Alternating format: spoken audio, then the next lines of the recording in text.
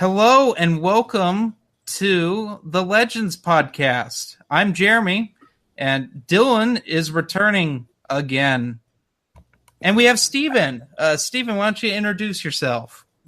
What's up? I'm Steven. I do a podcast on iTunes and Stitcher and Google Play called the Vundacast or the Voondacast. There's no real correct pronunciation. It's a made-up word.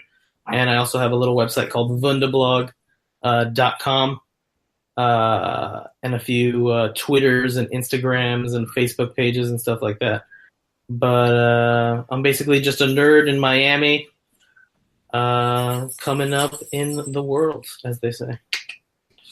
You want me to give the origin story here at this point? Or? Yeah, why don't you go into that? Cool. Yeah. So I am a lifelong Star Wars fan. The youngest of four brothers, and around the time my parents got a Costco card and bought the Costco trilogy of the OT box set, I would just watch it in our van nonstop, the original trilogy, and play Han Solo in the back with whatever baseball jacket I had on. I read the Tales from Jabba's Palace and Bounty Hunters and Tales from Mos Eisley Cantina anthology books, the Heir to the Empire trilogy. Also got read up. Played a lot of Star Wars video games, Super Nintendo, Super Star Wars games, Knights of the Old Republic 1 and 2. What's this called? Republic Commando. I loved when that came out during the Xbox days of Attack of the Clones. I've seen basically I saw the re-release in the 90s on their opening weekends of the original of the special edition original trilogy. And I've also been to every opening weekend of Star Wars. Next year I booked my plane tickets for Star Wars Celebration 2019. No. I'm married to a Reylo wife who is also on my podcast, Danielle, and we had a Star Wars wedding and a Star Wars marriage proposal, and we own so many Star Wars Legos that sometimes I look at it and I'm like, I guess this is like my second retirement fund because there's thousands of dollars of Star Wars Legos over there. Lego does better than stock. Oh my god. I have a couple of Harry Potter sets that I bought specifically for that reason. So I hope you're right, my friend. I hope Lego becomes the new Bitcoin one day. That's the dream. Oh, it is. There's Yeah. I follow the Lego market, secondary market, and literally within within a couple of years of a Lego set going out of print, it basically doubles its MSRP in value on the secondary market. You can't get that type of interest rate growth in something math. Yeah. So this is the tip of the day. Buy Lego. Yeah. Buy Lego sets. This is the hot deal, guys. Yeah. Oh god, that reminds me of before we get into the solo chat, I was giving Dylan so much shit because he was complaining about the new X-Wing release. Do we want to talk about that, Dylan? How first world you actually are? Okay, you don't want to talk about first world problems. You make videos where you complain about the packaging of CD and DVD cases. I filmed another one today. Called disc case problems, okay? But yes, based on promotional images, they've Lego has made another X-Wing, miniature size X-Wing, but this is the first proper A New Hope X-Wing or OT X-Wing. They've made first order ones, but not an OT X-Wing in I want to say nearly 10 years. Okay. That was in proper miniature scale. And they unveiled a new helmet mold design that's technically it's the same design. It looks like the ones that they do on the with the Resistance ones. Mm-hmm. But they, I don't know. It's a new mold, and I don't like it because it's change, and I don't like change. Grumpy about it. Also, the nose is a little bit stubby, and it looks kind of small compared to other comparable sets of its size. So That was my gripe. You know, Dylan, it's not about size; it's about how you use it. Okay. I'm just saying. All right, let's get into our solo discussion. So, as usual, Dylan didn't see the movie, so he's just our He's a pure virgin. I love it. Yes, I'm just here to ask questions because I don't know anything about this movie and to react to what they tell me. I love it. You like who is it? It's Larry King. He never reads like a guest book before he interviews them because he wants to, ask the questions that like a child and like someone who's learning about something would ask. So you're Larry King right now, sir. Sure, I'll take that, I guess. that's a lot more polite than Dylan. And he's used to. Oh man. So he's old, so he'll probably sexually harass us, I guess. Steven, overall, what did you think of this movie? We'll start. I like this movie very, very much. I would probably put it in my top 6 Star Wars movies of all the Star Wars movies that have been released in the theaters. So 6 out of 11. Yeah, I guess. Yeah. Is it 11? 11? Does that count the Bad Clone Wars movie as well? Yeah, that's counting the TCW. Are we counting Ewoks movies, though? No, Ewoks movies. Special. Are we just talking theatrical releases? Yeah, theatrical releases. Theatrical release. No animated, no droids, none of that stuff. Yeah, not that it would change the ranking very much, but yeah, about middle of the pack. But I really liked it. I thought it was fun. I thought it was a very Ron Howardy movie in that it didn't have, a lot of humor. But I love that, the guy who wrote Empire Strikes Back, Lawrence Kasdan, the guy who really put his stamp on Han Solo as a character, got to celebrate the character that he helped make so iconic. And I thought he really, from a story perspective, I thought they really nailed the perfect balance of like changing things, but also honoring a lot of stuff at the same time. And I like that they walked that balance, even if they didn't go to the places or locations or whatever that I was kind of expecting or hoping or that sort of thing. Okay, well, let me get into this right here. So overall, I enjoyed this movie. I enjoyed it more than Last Jedi. I'm just going to make that clear. I think this was a much more solid film than Last Jedi and actually had progression. There were some things that I was shocked they didn't put in, which I was happy. But what they did put in, there were a couple things I thought were really funky.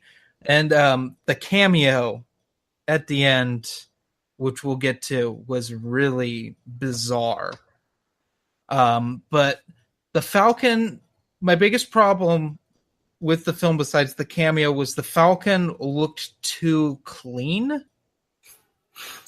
Because it doesn't make any sense that it would get that filthy. And Wookiee moved in. Yeah, but still, the Falcon just looked too clean. I mean, I expected it to look different because Lando's a different guy.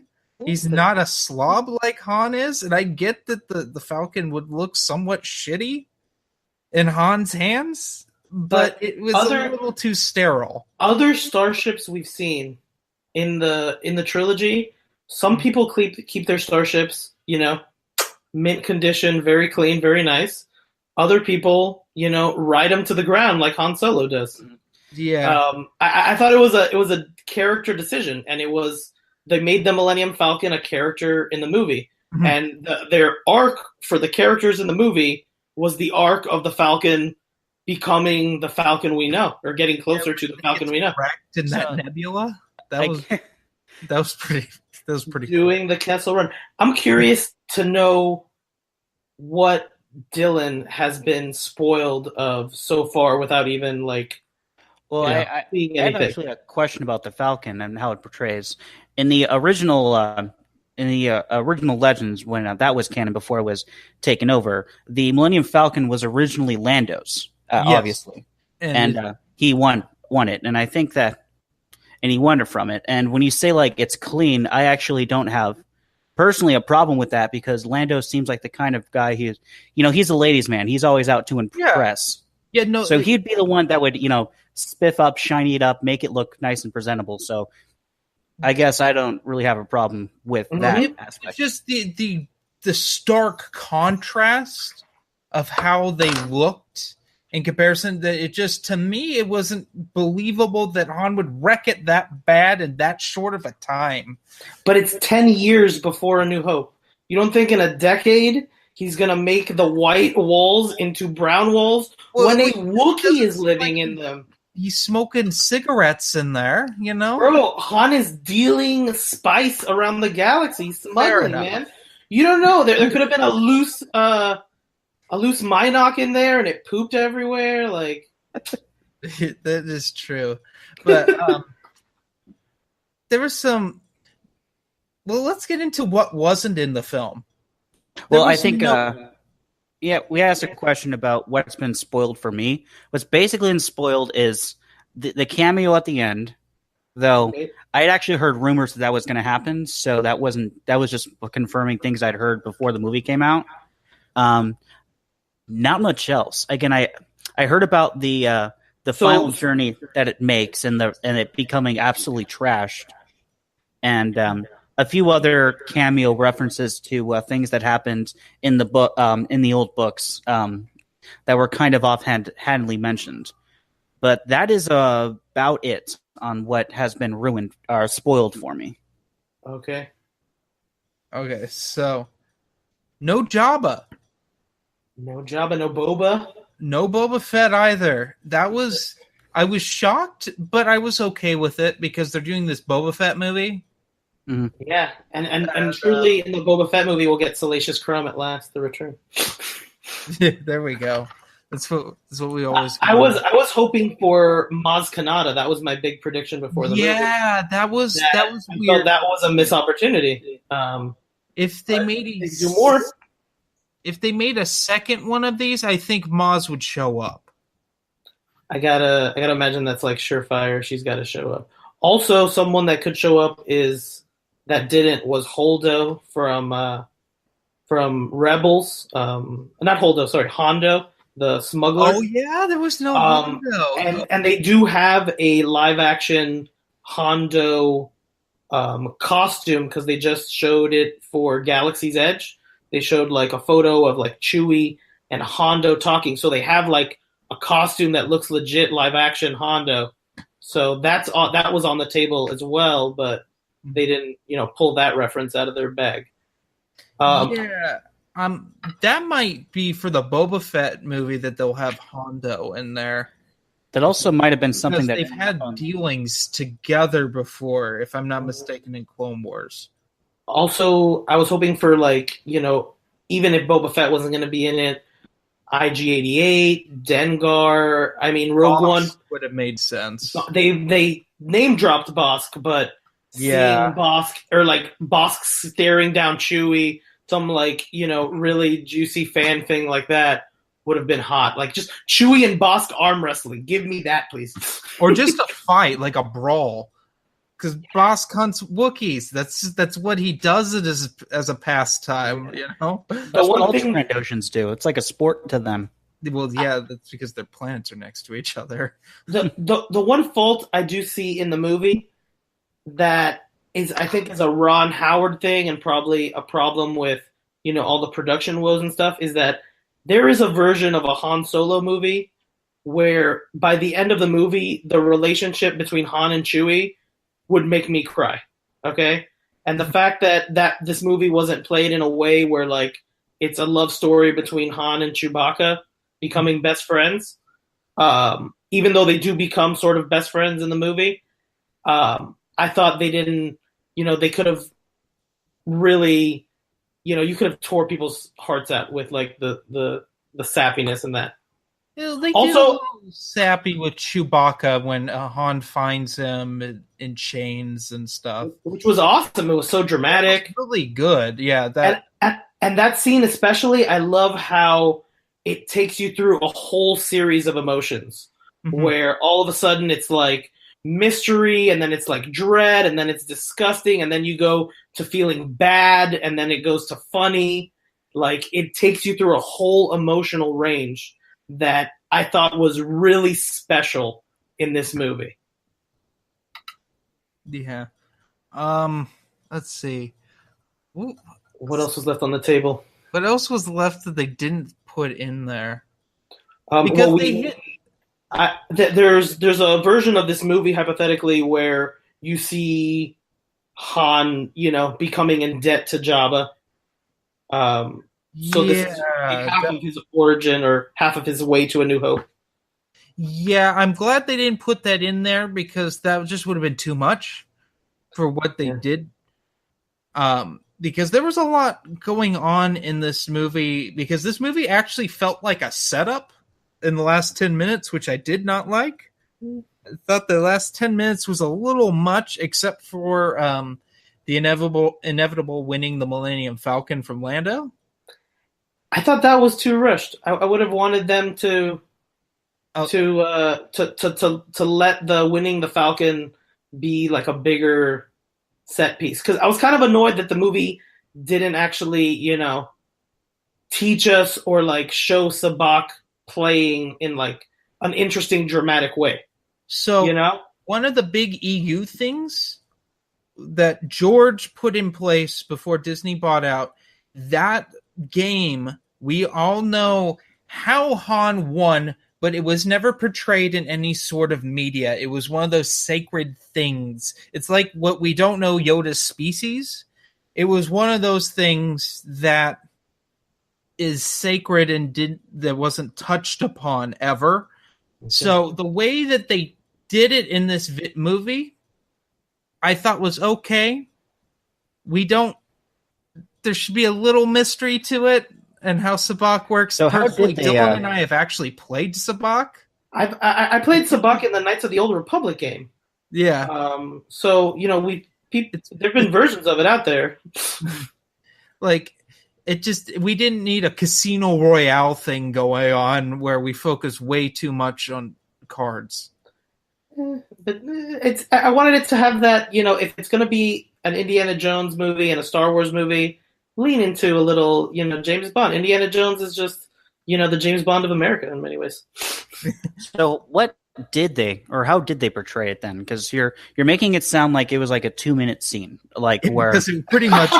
No, they had a setup scene before that. So the first time you meet Lando, he's gambling away in like basically underground gambling area where they have droid fighting and Sabacc play and all that sort of stuff. And he cheats. Yeah. And that's the big thing. He cheats. And he cheats by just having a card up his sleeve. The right cards of his sleeve. So he does like the most old school Western-y way to cheat is what he does. And Han... And all these other aliens don't even notice, even though there's one with a giant eye. Yeah. So I think it was done well. Han gets the upper hand. But the one thing is, I wish they would have focused on just the winning hands, because Han wins with the Idiot's Array in the EU. Oh. That's literally the only, because was it Lando has a true Sabacc? Is that what it is?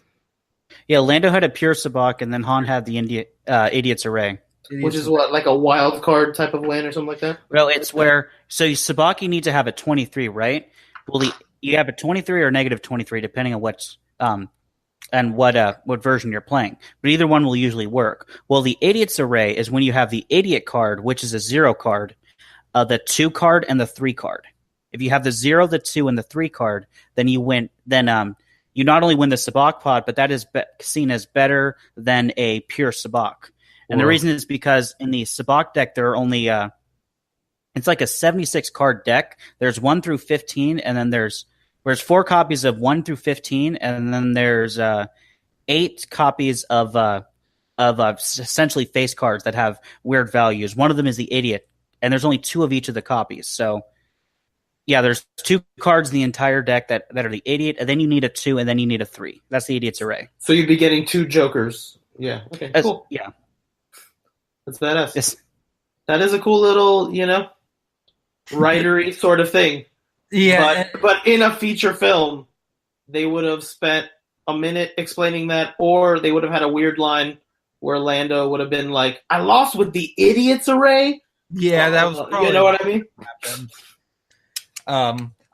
They had so that was like the setup in the middle of the movie. Lando doesn't come in till like I think it feels like over an hour into the movie. Maybe I don't know. I didn't really time it out, but it's a long time before Lando shows up, even though he's in all the marketing. Like, yeah, but Lando's a very minor character in this, which medium minor, yeah. Because like when the main, so the plot of this movie, so I can explain it to Dylan. After Han escapes Corellia, which is a giant shithole in this universe, it's basically like what's it called? Like England, like children enslaved, and it's just like factory dystopian, production, industrial nightmare. It's not like it is in the EU. It's Okay. very different, which was nice that they didn't rip that off. But his backstory is he's a thief, just like he is in the EU, but to this weird centipede woman, which was a really cool Muppet. It wasn't CG. It was that was nice. That was really cool. I like that. And there's also like a really cool joke where he's trying to outsmart the giant centipede woman, and he pretends a rock is a thermal detonator, and all the stupid kids around him are like running away because they know he's going to get in trouble. And he's like trying to be like, smart ass. And she's like, I know that's a rock. And then he hits a window above her, and she does like a vampire thing and like powers away. Also, what we don't realize till later in the movie is that we saw basically the moment after he got the dice that he's going to put on the Falcon that they had in The Last Jedi. Well, He pulled off a car. He pulled it off a car that he had just stolen. And it sort of becomes to represent. Yeah. That are a really weird plot device in Last Jedi that doesn't work. No, it totally works. It's a visual symbol. And it's two things bound together that are totally random, that could turn out good or could turn out bad.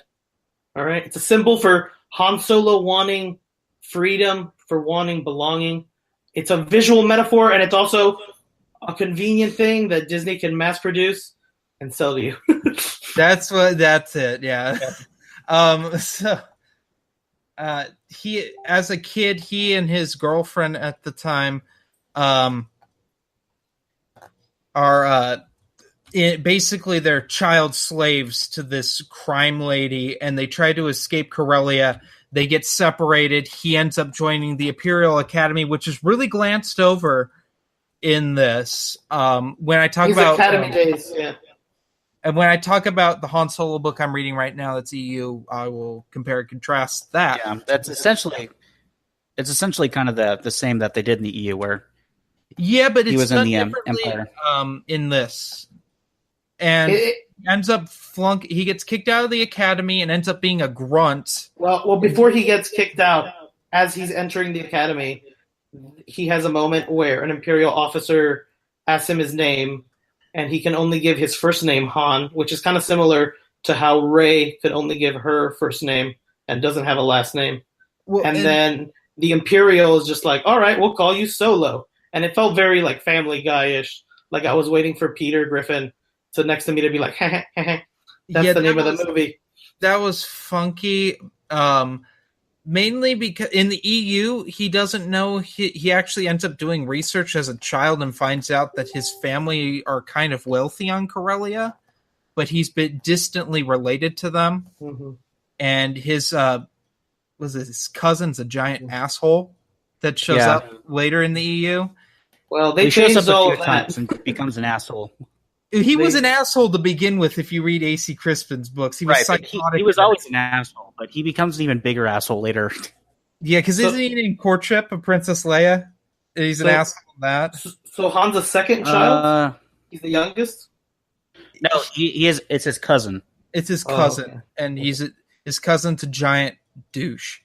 Okay. Well, later in the movie, they say that Han did know his dad at one point, and that his dad built CT freighters like the Millennium Falcon, and that Han has always dreamed of owning the type of ship that his dad built.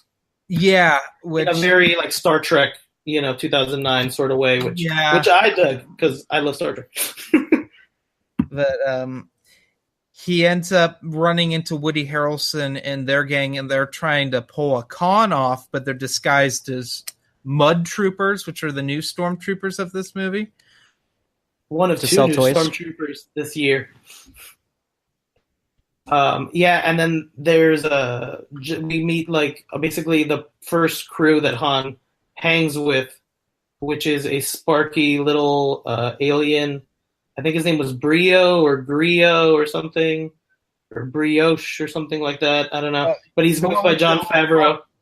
Yeah, he's voiced by Jon Favreau, and he's one of the first aliens who like just other than Yoda that just speaks straight up English. And he gives a lot of like, jokes and sort of like shows Han how to be a smartass. He's the comic relief for a little while. And then Beckett, the Woody Harrelson character who everyone thought was going to be like Han's dad or something, he is apparently in a relationship with Thandie Newton from Westworld. Yeah, and that's where I remembered her from. Okay. Yeah. Oh, and there's Michael. I gotta let him in. What? Welcome to the show. Fucking 30 minutes late. Nightwing in the chat. No, we have not gotten to the cameo yet. He's 30 minutes great. Don't worry about cameo, that. But I wanted Michael to be here for the cameo. So go sit over here, shithead. So this is the cameo by Michael now that he's 30 minutes late? Yeah. We're getting into the plot of Solo. He is the Darth Maul of this film. Oh my god. Let's talk about Darth Maul. So Darth Maul's in this movie, and it's one of the worst things I've ever seen on film. Bro, Darth Maul has been long-awaited return. I used to pray that Grievous was going to open his mask and be Darth Maul beneath the mask. Okay? Darth Maul has been a long time coming, son. People have been wanting this. Not like this. Not like what? He's the head of a crime organization. He bumped himself up to boss level. And Palpatine's in charge, and Palpatine double-crossed him. Bro, he's got a vendetta, man. I get that. And I get when good Darth Maul coming back, Rebels Season 2 finale. That was handled a lot better. But that Darth Maul is the Darth Maul after this Darth Maul. I know, but it like gotta get there. He's still grumpy. He can't be so clever and philosophical. I would have been okay with it until he pulled out the lightsaber and did a spinny thing, because in Rogue One, when Vader pulled out the lightsaber, everyone got excited and wet their pants. So we had to have a lightsaber in Star Wars, and it had to be spun around and obnoxious. That was like in my top 5 most obnoxious things I've ever seen on film, which a good chunk of those are from the Hobbit movies. This ranks number 5. He was like a middle schooler trying to like look cool. He's like, "Ooh, I have the shiny sword. Well, I can spin I'm assuming it was. Okay. I'm assuming it was Ray Park, right? No, it was the Rebels and Clone Wars talking, and he's CG, so which looked funky. It looked bad. It looked little video gamey, but I think that was just because it was a hologram, and always in holograms, things don't always, they don't appear 100. It's not an accurate representation of what he looks like fully composed in the film. Yeah, was it as bad as Peter Cushing and Carrie Fisher in Rogue One? Carrie Fisher in Rogue One looked great. Carrie Fisher looked like Mr. Clean's daughter in Rogue One. Tarkin looked okay. No. I would marry Mr. Clean's daughter. He looked all right. Yeah, about half the time it was like, oh, Peter Cushing came back from the dead. And then some of the time it looked like a video game. Mm-hmm. But like Carrie Fisher's just felt tacked on. This felt tacked on. Bro, dude, what would have been the impact of her talking to the head of her criminal organization and it's Jabba or it's Shinzon or, what would have been, would that have gotten the same type of reaction as Darth Maul? No. Nobody. I thought it was going to be Vader, in all honesty. Same, actually. I thought it was going to be the Empire is controlling these crime syndicates to get their way. That's too, it doesn't make a whole so lot lazy. of sense. But, Star Wars doesn't always make a whole lot of sense in my defense. But, I thought it was going to be Vader. I mean, I think it's kind of sort of just trying to be like, this is every Star Wars movie has a, the government system and then some sort of rebellion taking place against it. Darth Maul's is just another rebellion, but we thought that these were just two totally different systems. You know what I mean? Which, going to the rebellion aspect of this, at the end with the Marauders. And Fist Nest? Big really, reveal? I really liked that angle they did, because one of them, I'm almost certain, is the same character that's part of the Saw Gerrera's partisans in Rogue One. That would make sense. I missed that. It started cutting out. What'd you say? Oh, with the Marauders, there was that one alien that looks like the alien from Rogue One that's part of, Saw Gerrera's second in command. Oh, okay. Oh, yeah, the guy with the mask, right? Yeah. Oh, totally. Yeah, I see that. I totally see that. What I thought was confusing was I thought for a second that Enfys Nest, because she had, curly hair and stuff, and she looked like mixed race, that she was the daughter of Beckett and Maul. Who had a relationship earlier or something. But then they didn't go that way. But that I just thought the mask reveal that it was actually might mean something. Also, people were hyper speculating over that character because she has sort of the same eye line as Kylo Ren's mask. In that she has the visor straight line. Yeah, but the story group, the way it is, they might. Yeah, but now knowing that those characters aren't based on being pure evil pirates, they're crusaders, they're trying to be liberators, that kind of gives a different perspective to Kylo Ren's character. These people in the story group, they build stories in very detailed, minute ways. Okay? Mm-hmm. Well, when Lucas put together and started putting out all of the EU novels and stuff like that, Lucas gave a lot of freedom to these authors to write the way that they thought the story should be told. Yeah, but he always signed off on it. Yeah, but I don't think that means that he read all 300 pages of that novel. No, I think that means somebody talked him through it. Dylan and I met Dave Wolverton, who wrote Courtship of Princess Leia. He wrote a lot of the young adult stuff back in the 90s and into the early 2000s. Mm-hmm. We met him at Gen Con a few years ago, and he said that George Lucas sent him a letter saying that he read his novel and he liked it. It was right around the time he started filming Phantom Menace that he stopped reading the novels, but he read all of the comics, and I do believe he still reads the Marvel comic books that are coming out now. But he was always read everything. In fact, he was so in love with the West End game stuff that he gave it to Timothy Zahn to write the Thrawn trilogy.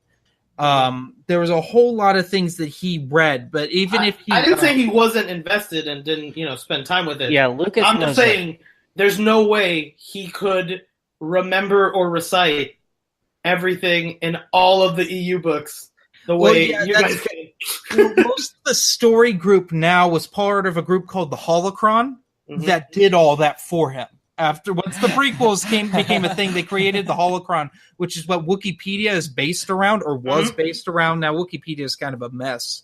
It needs more admins to sort of decide what's new canon and what's legends. And fix articles on both, because there's articles in canon that have legends content. There's articles in legends that is canon. It's a whole mess. It needs someone like me to be paid a good like $25 an hour to read. Also, shit. also, if it's called Wikipedia, it's lazy if they don't have a Wookiee translation on everything they have. They should Work on it. Let's do it. Grrr. I can type those R's and G's. Can we get a full transcript of the holiday special, the part where they're only talking in Sherry Wook? Well, order of business if we're doing Wookiee translating. Yeah, that's the source material from which to build from. Also, I want the Wookiee cookbook in the Wookiee cookie cookbook. Sher Wook. I think that's actually what the language is called. Yeah, Sherry Wook or Shri Wook. The big thing about Wookiees that bothered me in this movie was before the film, I had set myself up for the expectation that they might give Chewbacca like a big like kiss at the end or something, since we know that Chewbacca in the holiday special has, a big romance plot. And I wanted them really like, for me, this movie was like the Jay and Silent Bob Strike Back for Chewbacca. And that's what I wanted from it. I wanted more Chewie. And I hope they do sequels just so they have more Chewie. Like, I really hope the sequel is called Chewie, a Star Wars story sequel. Okay? Yeah, the thing is, this is the first time we've really, this is the one thing that the new movies have done pretty well, is they've really started to flush out Chewbacca's character. He just doesn't growl in the background like he did in the original trilogy. I really like that. And they stopped the Wookiee washing him? Yeah, seriously. Or that cameo he had in Revenge of the Sith. Oh yeah, when Yoda climbs on his back and they run around. Hey, he has an action scene in that movie. Don't call it a cameo. Does. That's they not actually a cameo. had more of an action scene, but they cut it out of the movie. That's not a cameo. I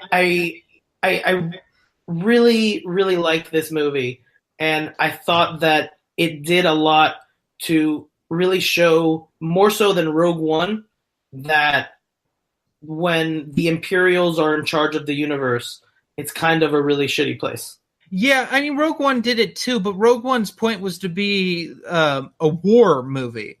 Mm-hmm. And it focused on how the rebels are doing in this time, not what the common folk or the crime is during this time. So I want to see more films. Like, in all honesty, I really don't care about Episode 9 at this point. I want more from, like, solo movies. Like, I want, like, this Boba Fett movie. I want to see this underground, like, this underworld sort of thing built up. It's nice to see a movie that isn't just, like, on the grand scale of, the rebellion against the Empire or whatever. It's nice to just, like, have a story that's just set in the universe that's not, the grand plot. It's just like, hey, this is the everyday life of the people. It's not the galaxy is going to end tomorrow unless we take down this super weapon.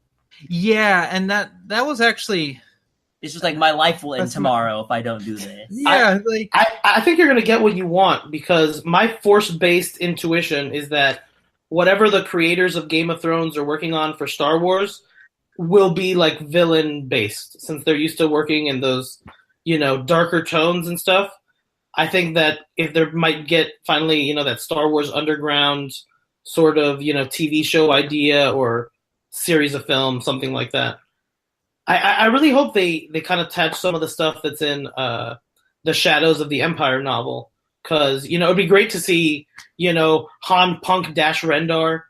Also, something that was missing in this movie that was left on the table that I was hoping for was, seeing some Rogue One characters like Cassian and K2SO, because it's totally fertile time for them to be able to meet up. So the story group has already described how Cassian meets K2SO, so it wouldn't make sense to have K2SO in it. No, I mean just Cassian and Han and Lando. Like, why can't they all just play poker? Yeah, like Cassian runs into Lando or something, and Lando screwed him over. That would have been funny.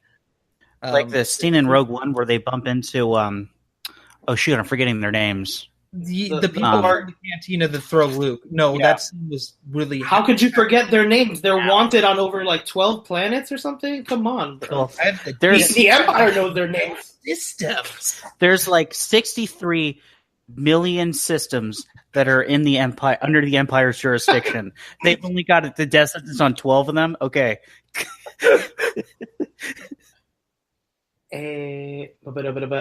Things in the movie. I thought that the action in the movie, like even though we know that there's not really any stakes, Han and Chewbacca are gonna survive. They're gonna be fine. Lando's gonna be fine. Even though those stakes don't exist, since they didn't have those stakes, they kind of like slaughtered everyone else. You know what I mean? Oh yeah, they fucking killed everyone. Because I think that's what people liked in Rogue One is that everyone died. But it's a perfect way of retconning. Why aren't these people mentioned again? Oh, because they all died. Yeah, I was wondering that because I just finished Last Shot, which is the novel, the adult novel that was it's actually facing backwards over there because I just did film my review for it. But in Last Shot, it's Han and Lando after the Battle of Jakku, which is a couple years after the Battle of Endor. Mm-hmm. It's a couple years after the Battle of Jakku. Like Ben's 2, and Han's a family man now, and he has a boring, shitty job. Mm-hmm. And Lando is like thinking about settling down, and he has this love interest. It's like interesting. But my wife's reading it right now. She just finished the Leia book, and now she's on to this one. Okay, it's pretty good. But in it, you have a couple. There's 4 different plots going on. We have the villains plot, which is like right after Revenge of the Sith. We have a Lando plot with L3, and I'm like, why is L3 not involved with Lando anymore?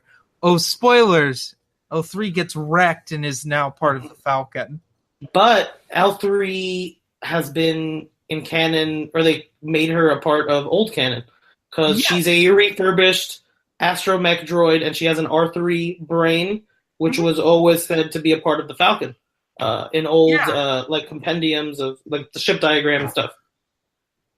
So I like that they tied her into that. A lot of people, I was battling online because everyone, ruffled. A lot of people got ruffled by her being like, she's basically the activist, like Hermione bot robot of the movie. I loved it about her. It was different. It was really fun and it was really cool. And I actually think it was kind of like, a small morality sort of, in the old school Lucas way of her little arc before she got taken out to kind of show that, like, you can't just start a rebellion and just like think you can cause chaos and everything's going to be fine. And, you're going to get your head blown off. Yeah, or get blown in half and end up with the torso and head being dragged around. But she's also in the books too, in that they say that, I believe it's in either the Force Awakens novelization or the Last Jedi novelization, that that R2 speaks with the computer system, and it's sassy and like loves romance and stuff like that. Yeah, because it gives. It's also to explain why in Empire Strikes Back C-3PO has such a difficulty communicating with it. It also makes you think possibly maybe L3 was shipping Han and Leia. Like, she purposely wasn't working so that they would hook up in that room, you know what I mean? Like, maybe she's invested in this, in her occupants, since she doesn't have anything else to and then really C-3PO to cock block him. Occupy her full time. He is. He's like, we just gotta go. We're gonna get killed. There's no time for love, Dr. Jones. God.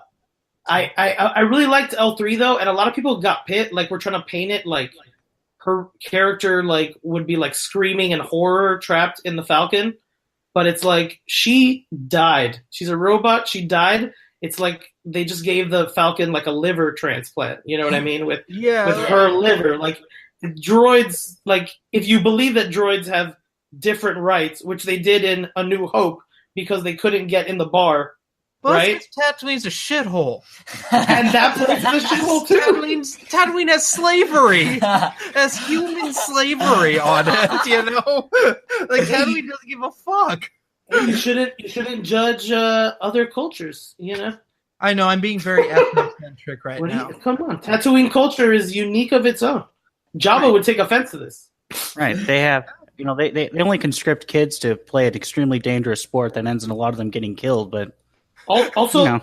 this movie reinforces a theme in the greater trilogy, which is that all of the sort of romantic pairings in the movies are between people from disparate backgrounds. Anakin was a slave who became somebody religious. Padme is somebody of privilege who became a queen and a politician. And those unlikely people hooked up. Han is now a scoundrel, and he was basically a slave boy as well. And Leia was obviously a princess, and Kylo Ren is a fancy space prince, and Rey is scavenger scum. You know, it's all a part of weaving all those grander themes together. I really feel like Disney's version of Star Wars is like a lot of people with a lot of English degrees really trying to get an A+ from a really snooty professor, which is Well, I would argue That's what I want. I'd argue the fact that Princess Leia ceased being a princess once her planet was blown up, because then she was no longer princess of anything. No, because they're still Alderaanian people. Like She becomes a general. You can't stop her from taking control of shit, man. Oh, I don't doubt she wasn't a general and a military leader. It's just like you The Force kind of wills have to it. have you kind of have to have territory to rule in order to be considered a royalty. You know. What I was trying to remember, because I remember when I read the Heir to the Empire trilogy, Lando has his own shit, what I think was called the Lady Luck. Mhm. Right? Yeah. So I'm wondering if any of the characterization, I have to go back and recheck it, if any of the characterization of the Lady Luck sort of fits how he treated the Falcon. It was really similar. Again, he wanted sleek or extremely something he could like walk into a spaceport and boast about, like, oh, look at, I keep my ships fine. It's top of the line, most expensive with all the trimmings, you know. And in a pinch, you know, it can launch a torpedo at you, but you know, that's only I only have that for practical reasons. Those launches are well hidden. Yeah. Another awesome part of the movie was that it's very Raiders of the Lost Ark, in that Han basically screws up every mission he's on in the movie and stumbles himself into another mission. Like I appreciated the story keeping on finding a way to do that over and over and over again. Like that was enjoyable to me. So, what were your guys' opinions on the established characters that we know how they are? We've seen them in countless movies being portrayed by newer, younger actors. How do you think the actors doing Han, Lando, and Chewie performed in the role and keeping the characters consistent? Do you think they did a good job or incredible job? I was shocked because we all heard the news that what's the guy who played Han? What's his name? Alden Ehrenreich. He couldn't act, according to Disney. They were having difficulty. They had to get an acting coach. Ron Howard. Supposedly he had a Ace Ventura Pet Detective performance under Lord and Miller, is what they said. That it was very much like, you know, like very slapsticky with his smart Alekiness. You know what I mean?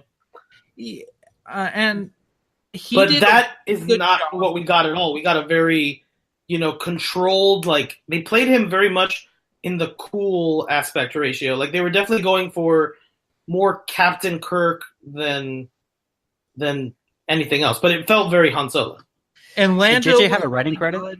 Donald Glover did a really good job as Han Solo, not Han Solo, Lando Calrissian. It was very believable. It was good. There's also a moment where they explain why Lando says Han instead of Han when he first meets him. And Han's like, my name is Han. It's pronounced Han. And Lando's like, all right, Han. And then he's like, okay, whatever. So I thought that was a nice little tidbit to throw out there that was fun and like really showed their character and showed like, you know, like in that one little interaction, you see that Lando is trying to make himself cooler than fucking Han. And I appreciate that. The one thing I thought was kind of weird in the movie that I thought needed a little more explanation, which I guess because of the tease at the end of the movie is something they're going to give us in the future, which is what happens to the Queen of Dragons, Emilia Clarke, Kira, in the 3-year span from going to slave girl to second in command of a crime yacht of pleasure. It will probably be in a book. There's a whole bunch of books that are now scheduled to come out in the fall and then in the winter. Which I think it's pretty clear in the movie that, because a lot of the criticism I've seen have been people saying that Kira being a love interest for Han devalues his love for Leia and their relationship. No, but in the EU, there was a similar love interest that throughout the AC Crispin Han Solo trilogy that he has a girlfriend. And isn't in the current Marvel comics, doesn't he have a wife that's black? Okay, Sana Starr or something? Asshole that they got married to con someone out of a planet. Yeah, but legally you got a wife. They weren't really together. They talk about that actually in Last Shot. Because I don't like Sana Starros as a character. I find her really obnoxious. I was hoping, because like the way I'm going to disclaimer, most of you already know this. I don't like the new Marvel comics of Star Wars for the most part. I think they're very poorly written, and I think they're very gimmicky and junk. They don't take any risks. I wouldn't say they're gimmicky junk. I just feel like the Dark Horse comics, they had such leeway. I feel like the Marvel comics are just like very just constant, like J.J. Abrams style, where it's always the constant tease. You know what I mean? They're always just building towards a tease, and never really just letting loose. But there's funky choices they've done in there. Like Luke and Vader have a confrontation in the second issue. Mm-hmm. That was bad. I mean, Splinter of the Mind's Eye, the first EU novel, the climax of the book is Vader and Luke and Leia all fight, but the thing is that there's what is the crystal called, Dylan? I don't know. It's a really big kyber crystal that's He's not a jeweler. He doesn't know. I actually haven't read that book. He met Alan Dean Foster and got me a signed copy of the book. How could you forget? You're breaking his heart. But it's a giant kyber crystal that has the Force, and Ben Kenobi comes through and actually gives Luke and Leia enhanced Force powers so they can fight Vader. It's explained. But Luke ends up kind of not really holding his own against Vader. So he gives them +2 Force mana versus Vader. Right. From beyond the grave. But at the same time, power and skill are two different things. You can be OP as hell, like Anakin, but you can have terrible skill and still get beat in a lightsaber fight. Okay. Question, because me and my wife were speculating on this, and I wonder if this has any anchor in any other Star Wars canon. On the dark side of the spectrum, between a master and apprentice, the master is siphoning or getting some sort of power from having an apprentice, right? Through the Force. There should be some sort of symbiotic force thing going on, right? With the rule of 2, because I just read the Darth Bane books, and in the Darth Bane books, Darth Bane gets rid of the Brotherhood of Darkness and submits the rule of 2. And mainly they stay 2 because multiple apprentices would rise up and kill the master, and the dark side would be tainted and not as good. Yeah, you can't get that pure dark side if everyone's trying to... His philosophy was... cut up the good stuff. Him and his apprentice weren't powerful enough to stop the Jedi. So his philosophy was, because his apprentice was 8 when he took her on, and I'm going to teach this person everything I know until they become powerful enough to defeat me. Then she's going to do the same. and every single line of Sith is going to become more powerful than the next until we can get to a Sith who is powerful enough to actually take on and defeat the Jedi. That Sith ended up being Palpatine. But that was kind of his philosophy of it wasn't that the masters got power from the apprentice. It was that the apprentice learned from the masters until they became more powerful and would challenge them. And the problem is, Jeremy said, after a while, it was also the amount of riches they got, because Bane becomes very wealthy by the time the third book, Dynasty of Evil, is out there, and he uses his wealth to gain more knowledge. And each Sith up, and it's a little hazy as to the Sith line up until Darth Tenebris, which is Palpatine's master's master. He invested a lot into Bith science, which is where you get your cloning aspects and why the clone army exists. And then Plagueis kills Tenebris, and Plagueis sort of continues that, but also he takes on Palpatine, and Palpatine becomes the senator because Palpatine becomes an orphan, because I won't spoil it because it's a really good book. Okay, cool. Dylan hasn't read yet. Okay. Oh, I've read Plagueis. Have you read it finally? Yeah. Yeah, and so that reminds me, in Solo, there's a cool little Palpatine cameo in the beginning when he goes into the Imperial like recruitment sort of area. There's like a video playing that's voiced over by Palpatine that is also has like the Imperial March playing in the promotional video. Yeah, where it's basically like join the Empire type of thing. It reminded me of a lot of Starship Troopers. Like, totally. It was good in a good way. It's Starship Hell Troopers. Hell yeah. Come join Darth Vader's Roughnecks and learn your place. If you don't get force choked first. I'm sorry, but this is the second podcast you've been on, Michael, where we reference Starship Troopers. Because I do another show, not to plug my own show, but I'm going to do it anyway. Do it. Backpedalers, where our other friend, another person named Dylan, who's a pain in my ass, is on there. And he and I talk about life stuff, and we had Michael on there, and we talked about his dad. And then we ended up talking about Starship Troopers on there. So. I love Starship Troopers. Paul Verhoeven is one of my favorite directors to watch his movies and just laugh and cringe and enjoy. Starship Troopers or RoboCop? Which is better? Which is better, Starship Troopers or RoboCop?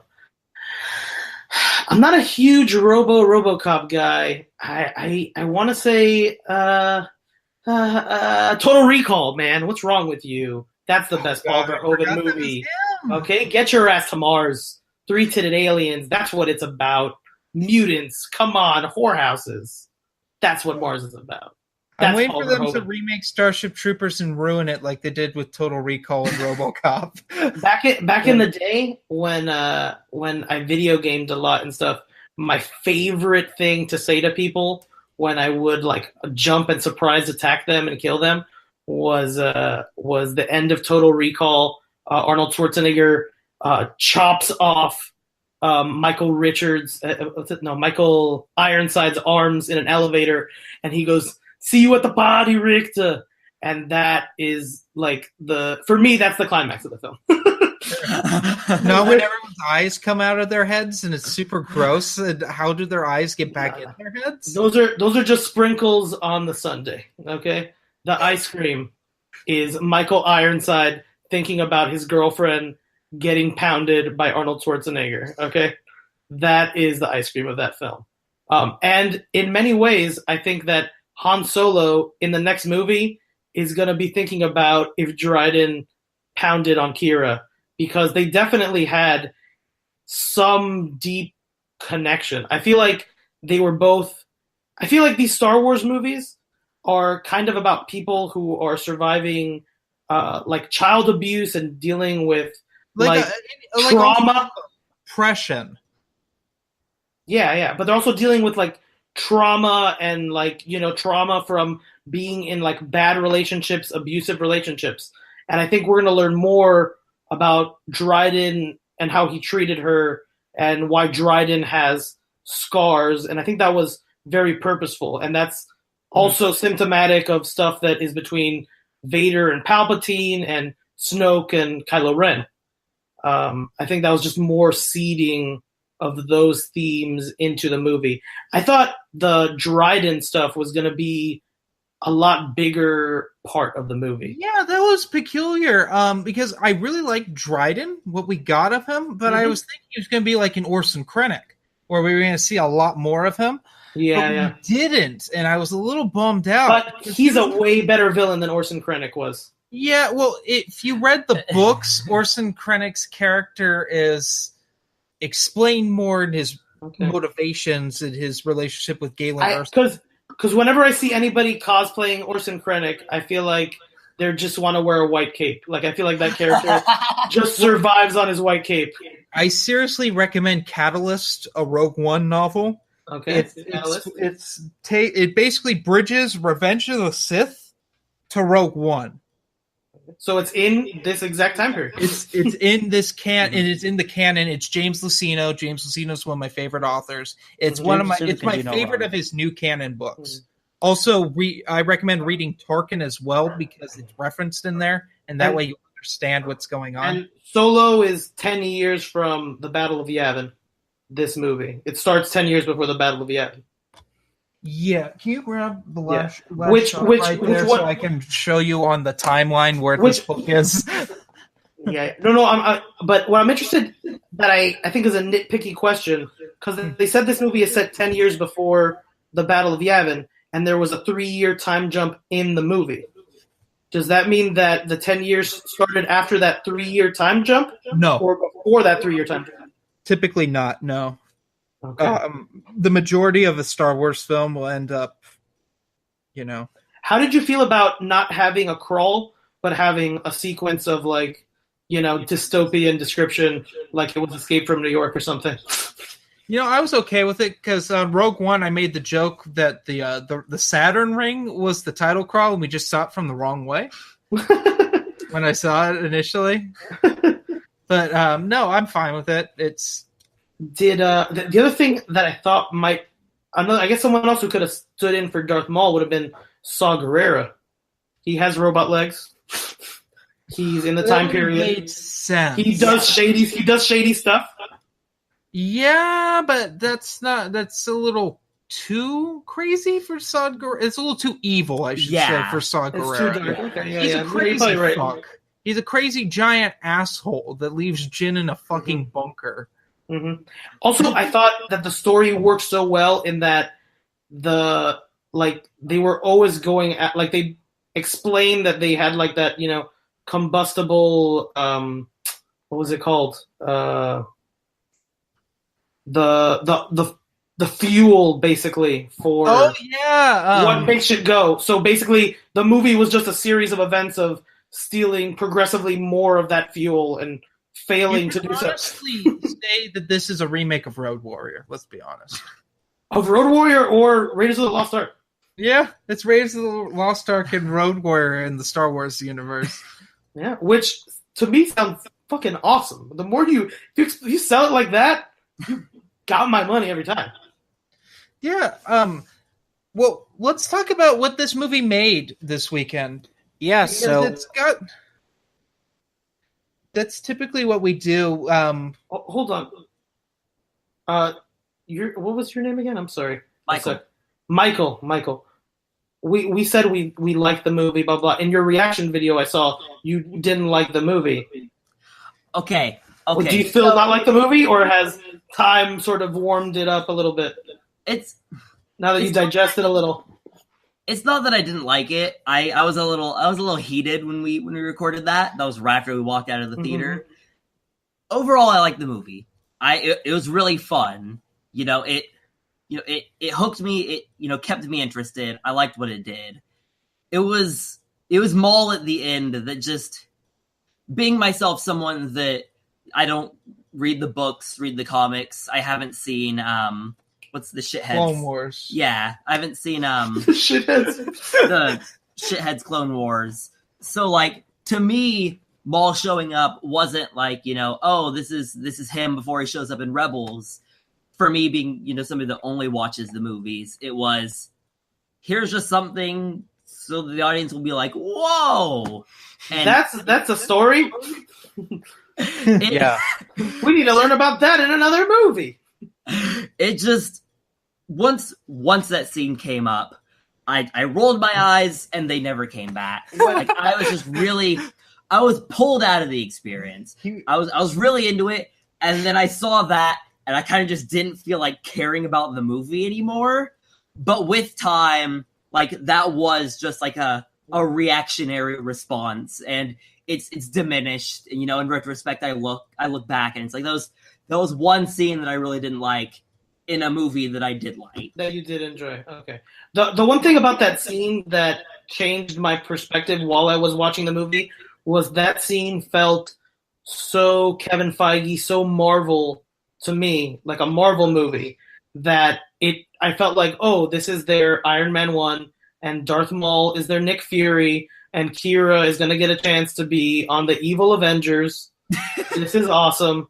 And that's the thing I hate about the Marvel Studios Marvel movies. Mm-hmm. It's like the number one thing I fucking hate. Well, I did not like Infinity War, although I like all the 18 previous Marvel films. So I feel you. It was okay. They're not perfect. They're not like that's what pisses me off about the Marvel movies and Disney buying everything and owning everything. Is that I feel like all these other studios are bending over backwards to try to become Marvel and become Disney, but that's not the thing that's best, like that's not the thing that is really satisfying, It's not really it's not a sustainable model is really what I'm trying to. Because I get what you're saying. It's oversaturation, it's fatigue. Like even though it's technically a Marvel movie, and even though it's even though it was technically again a superhero movie, the reason Deadpool, the first one, did so well was because it didn't follow that formula. It was something that the audience at that point hadn't seen yet. Mm-hmm. And I think you're getting to a point that they don't need to, that they could be just fine if they let Marvel do Marvel and they did something else that would be unique. Is that what I'm? That's sort of what I'm getting at, but more so it's sort of like the unrealistic expectation that you should spend $200 million on every movie and that movie should make $1 billion and lead to another movie that will also make $1 billion because you spent $200 million on it. Like it's not a sustainable model. The model of success that works, it's like dieting, okay? People come up with 1 million diets. All right. But ultimately, what's going to get it done is eating better than you currently do and exercising more sometimes, depending on whatever your, physical thing or whatever is, more than you usually do. Usually that works. Just like with movies, if you spend less money and try to tell a better story, there's a higher chance you'll connect with people and make more money. If you spend less money, you have a chance of making more profit. And not every movie has to make $1 billion. Batman Begins made less than Superman Returns when it came out. Okay? Yeah. This movie is the best Memorial Day weekend in the last 5 years. And Disney has opened a bunch of bombing franchise sequels on this weekend. This is their hit. They are proud of this. Even if Variety and all the newspapers are saying that it's an underperforming failure, that means it's still performing. It's number one. Not all movies perform. The Mummy made $30 million. This is already beat domestically. That beat that like Saturday. Yeah, it beat that like Thursday to like Friday at 11 o'clock.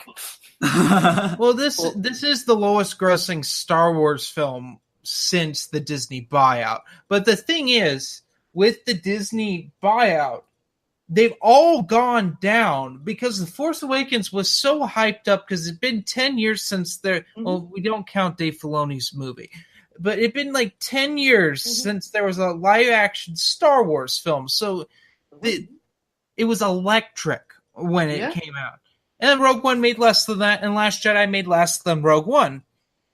It's just what it is. We get a Star Wars movie a year. On a whole, the film industry made less money, and Disney took a bigger portion of that less money from the film industry. The other problem I think this movie and Disney movies are going to suffer with is 3D ticket sales have been down.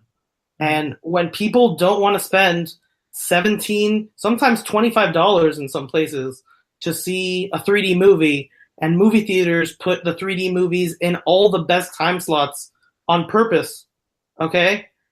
That deters people, and especially deters people from rewatching and stuff like that. Also, there's a large chunk of people that have Movie Pass that cuts into tickets and stuff like that. This is a problem, or this is a situation more. It's the situation. It's not our problem. It's not our problem. It's a situation. It's a situation that's beyond a lot of people's control and has so many factors. Well, let's segue into my last point about this film, and it's not about the film itself. We walked in, I was expecting, we were running a little late. I was expecting a full theater until I realized that 8 of the 10 screens in our local movie theater were all showing Solo, and this is like a Disney requirement. Yeah. And Disney renegotiated to get a larger cut of opening weekend from the movie studios, because it used to be like a 50-50 cut, and Disney said, no, we take like 65 and you guys get 35 on opening weekend. And you have to do 10 screens, or else you don't get any of the Marvel movies, you don't get any of the Pixar movies, you don't get any of the Star Wars movies. But it's absurd because our theater is a privately owned, it's a local theater. It's a really small theater. And there was only 2 other movies showing. Yeah. Deadpool 2, and I don't know what the other one was. But I think Infinity War was showing in one of them. Okay. But yeah, our theater has like 8 rooms, I think. And and 6 of them were fucking a Solo. Yeah, it was really crazy. It caused me to do a can rant. That's how bad it was. Yeah. I don't know. My theaters have been packed, so I haven't had that experience. Ours wasn't. It was over half full. Would you say? You also, I feel like it was a little less than half. It was less than half because no one was sitting in the front flat area at all. Because I think there was one person I saw up there. Because there was a 7:15 3D showing, and then we were at the 8 o'clock 2D because I don't watch 3D. Mm-hmm. It hurts my eyes. We should also say, just for comparison, you guys live in California, but you live north of San Francisco, where if you don't know anything about California geography, there's almost no one lives north of San Francisco. Well, so people live in Sacramento. that's about it. But I've actually seen north of Sacramento. I have seen on social media a lot of people posting photos of the theaters when they went in, and either they were the only ones or there was like a handful of people in there, which I guess kind of goes into. I always take that with a grain of salt, because sometimes, that's people the trolling film's fault. I think it's honestly these studios are requiring such a larger cut that they're raising the prices of going to see a movie. And personally, I don't like going to the movie theater. Because home theaters have gotten to a point where it's practically the same. Well, I agree. The reason I even go is I go and support. I go and see the blockbuster movies. Well, I like to really go to the theater so much because I like to see how it plays in the crowd. I like to feel that reaction in a crowd, especially on opening weekends. I like to see how things are playing out to people. I guess to the news of it on underperforming, which I don't necessarily think it's underperforming. I think it's performing about what Disney expects, which is why I don't think they care about the box office numbers, because there's kind of 2 things that are happening with it underperforming. The first one is it's not a mainline story, Star Wars story. It's a side story. So less people are going to see that. And if you don't believe me, total gross, Force Awakens made $2 billion worldwide. Rogue One next year made $1 billion worldwide, and then The Last Jedi made $1.3 billion. So there was a there was a drip, there was a drop, and then it went back up as soon as the mainline story. So that's working against it. And the other thing is, The Last Jedi did piss a lot of people off. And before we get to Last Jedi, I still think Solo's going to make $1 billion. It hasn't opened in Japan yet. It's going to play all summer long, and it's built to be a very enjoyable, easy to watch action movie to take your kids to. I do agree. I do agree with that. It's going to make a lot more because it's only everyone's saying like it's only made 100 million. It's like, yeah, well, it's only the opening weekend. Like, give it a couple months and we'll see how it goes from there. But there's those few things that are kind of working against it. It's not a mainline story movie. It's not a mainline Star Wars movie. There is a bit of backlash against The Last Jedi that is causing even less people to go to the movies. And again, it's not been out for that long, and Disney has the problems with the theaters. Plus, also, people already went to the movies very recently to see Avengers: Infinity War. Literally, everyone in the world went to go see Avengers: Infinity War in theater. And some people around the world can only afford to see a movie in a theater once a month. And this movie is barely 4 weeks away from Avengers: Infinity War. And I feel like there's probably a lot of overlap between the people that would want to see like Solo and the people that probably also want to see Deadpool 2, which I'm pretty sure came out a week before. That's so it actually also plays into the idea of not having enough money to go see a bunch of movies. Deadpool 2 got slaughtered against Solo because the original Deadpool 2's rated R. That's what's going to happen. But the original Deadpool from all the movie studios, they're obsessed with retention rates in theaters. So the first Deadpool from the first weekend to the second weekend had like a 50%, 40% drop in the amount of money it made, and that is like really great. The dream is to have 50% retention rate from weekend to weekend to keep on making money, and that's basically their algorithm for figuring it out, and it always works out somehow. Like they're freaking geniuses. And Deadpool 2 dropped 77%. Holy shit! Well, that's part huge. Of the problem with Deadpool 2, one of the big things that went for it is because Deadpool at times is a kid-friendly comic. Sometimes Deadpool can be fun with the kids. He's on Ultimate Spider-Man. He makes jokes on there. He had the Your Mama jokes. There's a baby at my Deadpool screening and like 4-year-olds. Yeah, and on opening night, parents people take their kids. They dig it. The Gremlins syndrome, where they thought it was for some reason, even though it's rated R, they thought, it'll be okay. Maybe it's a little violent, maybe a little bit of swearing for the kids, and then they go in there and there's fucking tits. There's people getting like ripped apart. There's no tits in Deadpool 2. They stayed away from all the sexy stuff for the sequel. They made it very family friendly. Deadpool 2. Well, they only have like one cum joke. They just show a baby's dick. They were very, very weak on Deadpool 2. Deadpool 1 had Deadpool getting pegged in the butt, okay?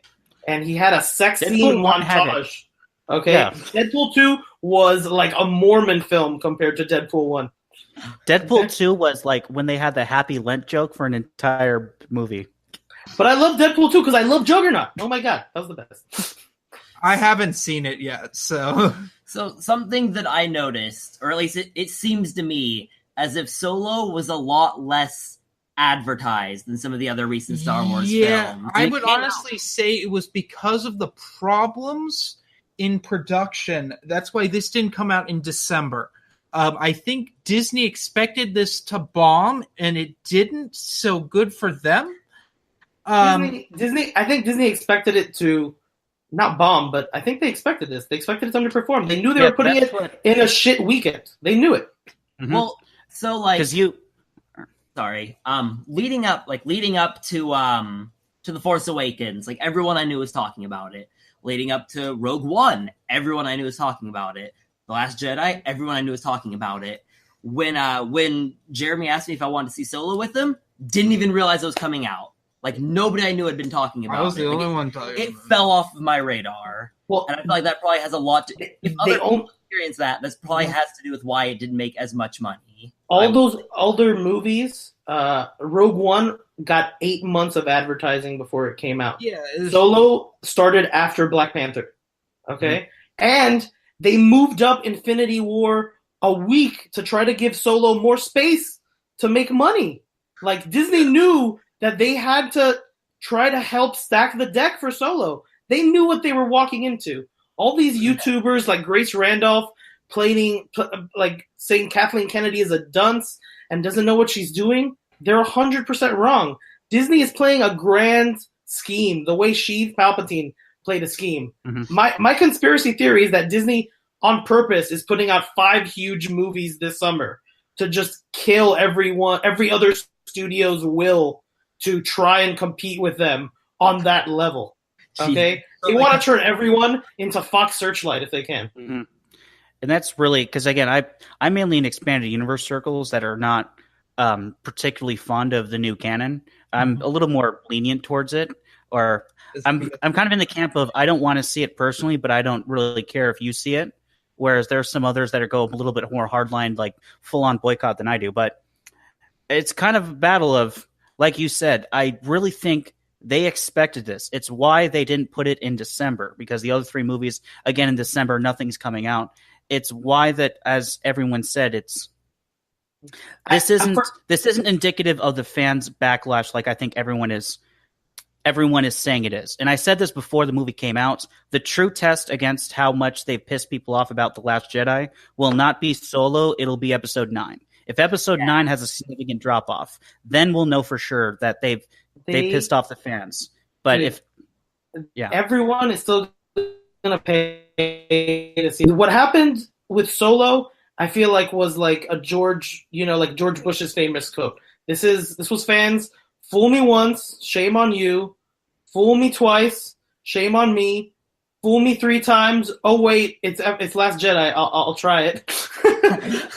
Fool me 4 times. I'm not a freaking pod racer service droid. I'm not an idiot. I'm not gonna fall for this. And those people, instead of watching it 3 times opening weekend like they usually do, and helping get Disney over the $120 million mark, they just saw it once, or they didn't even see it at all, and they're gonna see it next weekend. So I want to wrap this up by ranking. And Dylan, I'll just, no offense, I'll exclude you because you haven't seen a lot of these movies. That's fine. Ranking our theatrical release Star Wars films. Where does Solo rank? I think we led with this, didn't we? Yeah, we did. But I want to see where I want to get a good idea as to what's like the gold standard and what's the shit standard. Empire Strikes Back is top of the list. I would put Last Jedi in that second spot right there, number 2. Boom, boom, boom. Rian Johnson. I love Looper. Like, I have been watching Rian Johnson's movies since he put out Brick in Sundance. Like, yeah, Rian Johnson's a beautiful film. In fact, Rian Johnson is a lot like it's Ryan. Rian Johnson's a lot like Lucas. Like, if J.J. Abrams is Spielberg, Rian Johnson is George Lucas. He's very soft-spoken, okay? He's very, like, considerate and careful and thoughtful as a storyteller. And I love The Last Jedi. Then I'll put A New Hope after that, then Force Awakens, then Return of the Jedi, then Solo, 6, yeah. Then I guess Revenge of the Sith, Phantom Menace, Attack of the Clones, Rogue One, Clone Wars animated movie. Okay, so I consider Empire to be the gold standard. But A New Hope is almost tied with it because we wouldn't have anything else. Then Return of the Jedi is always going to have a soft spot in my heart because of the Ewoks. And that we got a lot more creature designs that we didn't get in any of the other films. Yeah, and Nine Nub, man. Nine Nub, what's up? Exactly. And we got the Gamorreans. We got all Jabba's palace. To me, I thought was so cool when I was a kid. The Like- Falcon flies freaking perfectly for Lando when he flies it in Return of the Jedi. That must have been L3. Then I put Rogue One up there. Mhm. Phantom Menace. Solo. Well, the thing is, Solo and Phantom Menace are tied for me. Question. I will always defend the Phantom Menace as not being terrible. Question. How many times have you watched Rogue One since it came out? 6. Okay. Yeah. No, because I feel like my problem with it, why I rank it so low, is because I feel like it doesn't have the rewatchability. I like it. I rewatched it a few weeks ago. I really enjoy Rogue One. Well, the ending scene of Rogue One is extremely rewatchable. It's the Yeah, only but- part of the movie I've seen actually.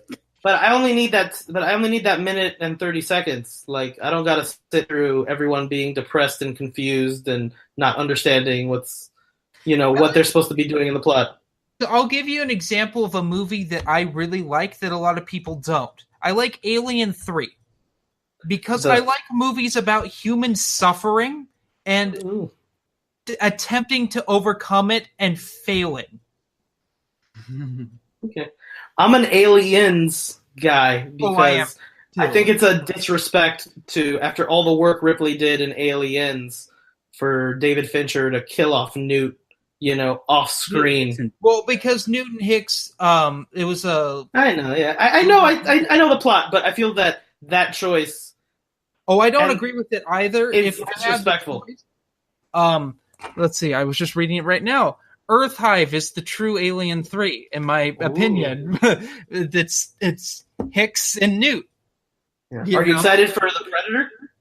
No, it looks like they ripped off Alien versus Predator Requiem. It No. looks like Okay, sheer trash. Watch the Monster Squad, because basically the team that made the Monster Squad is making The Predator.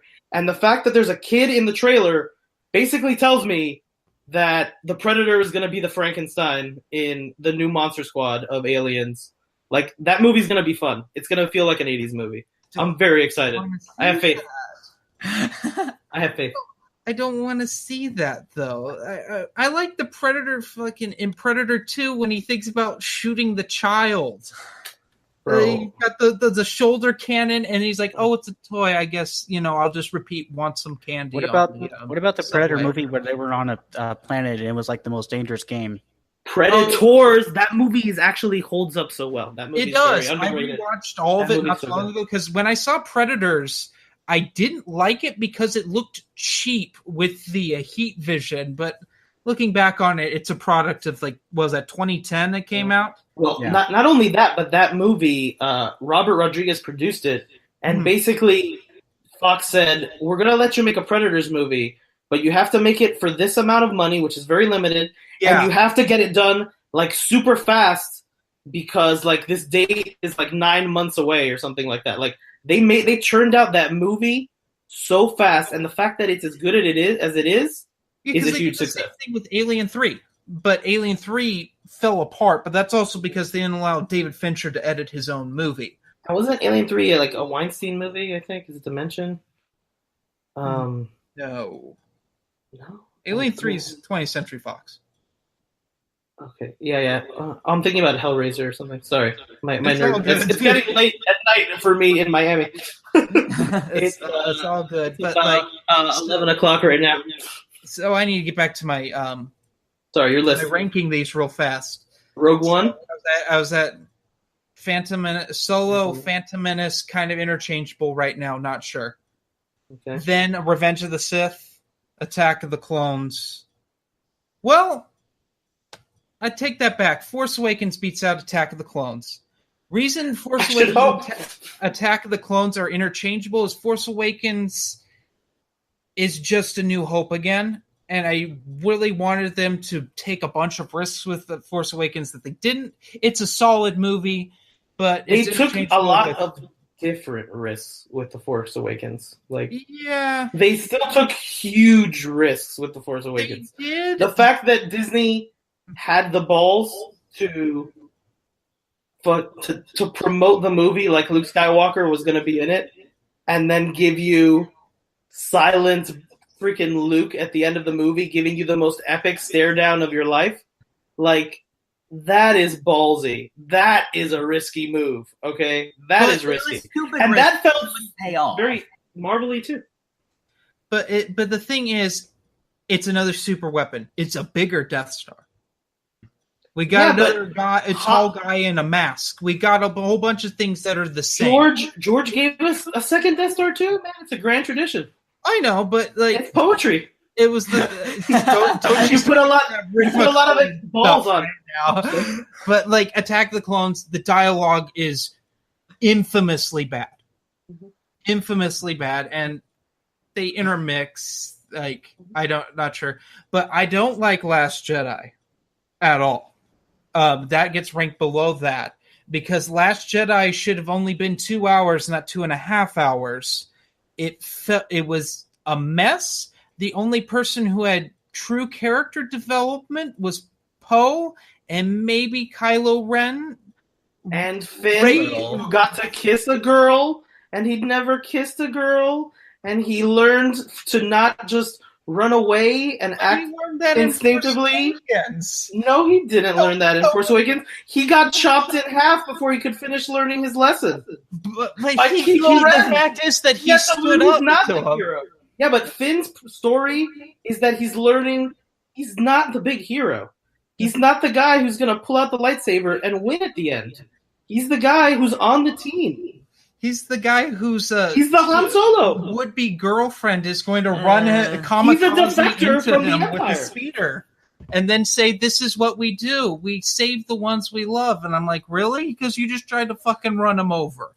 No, he had really bizarre, like backwards character development. That was my problem. The whole fight. If he had died, the movie would have been pointless. I don't know. If he had died, that movie would have been pointless. If he had died, that entire movie would have been entirely pointless. Well, you see, you would have invested 40 minutes of the movie into a storyline of a character that is going to die.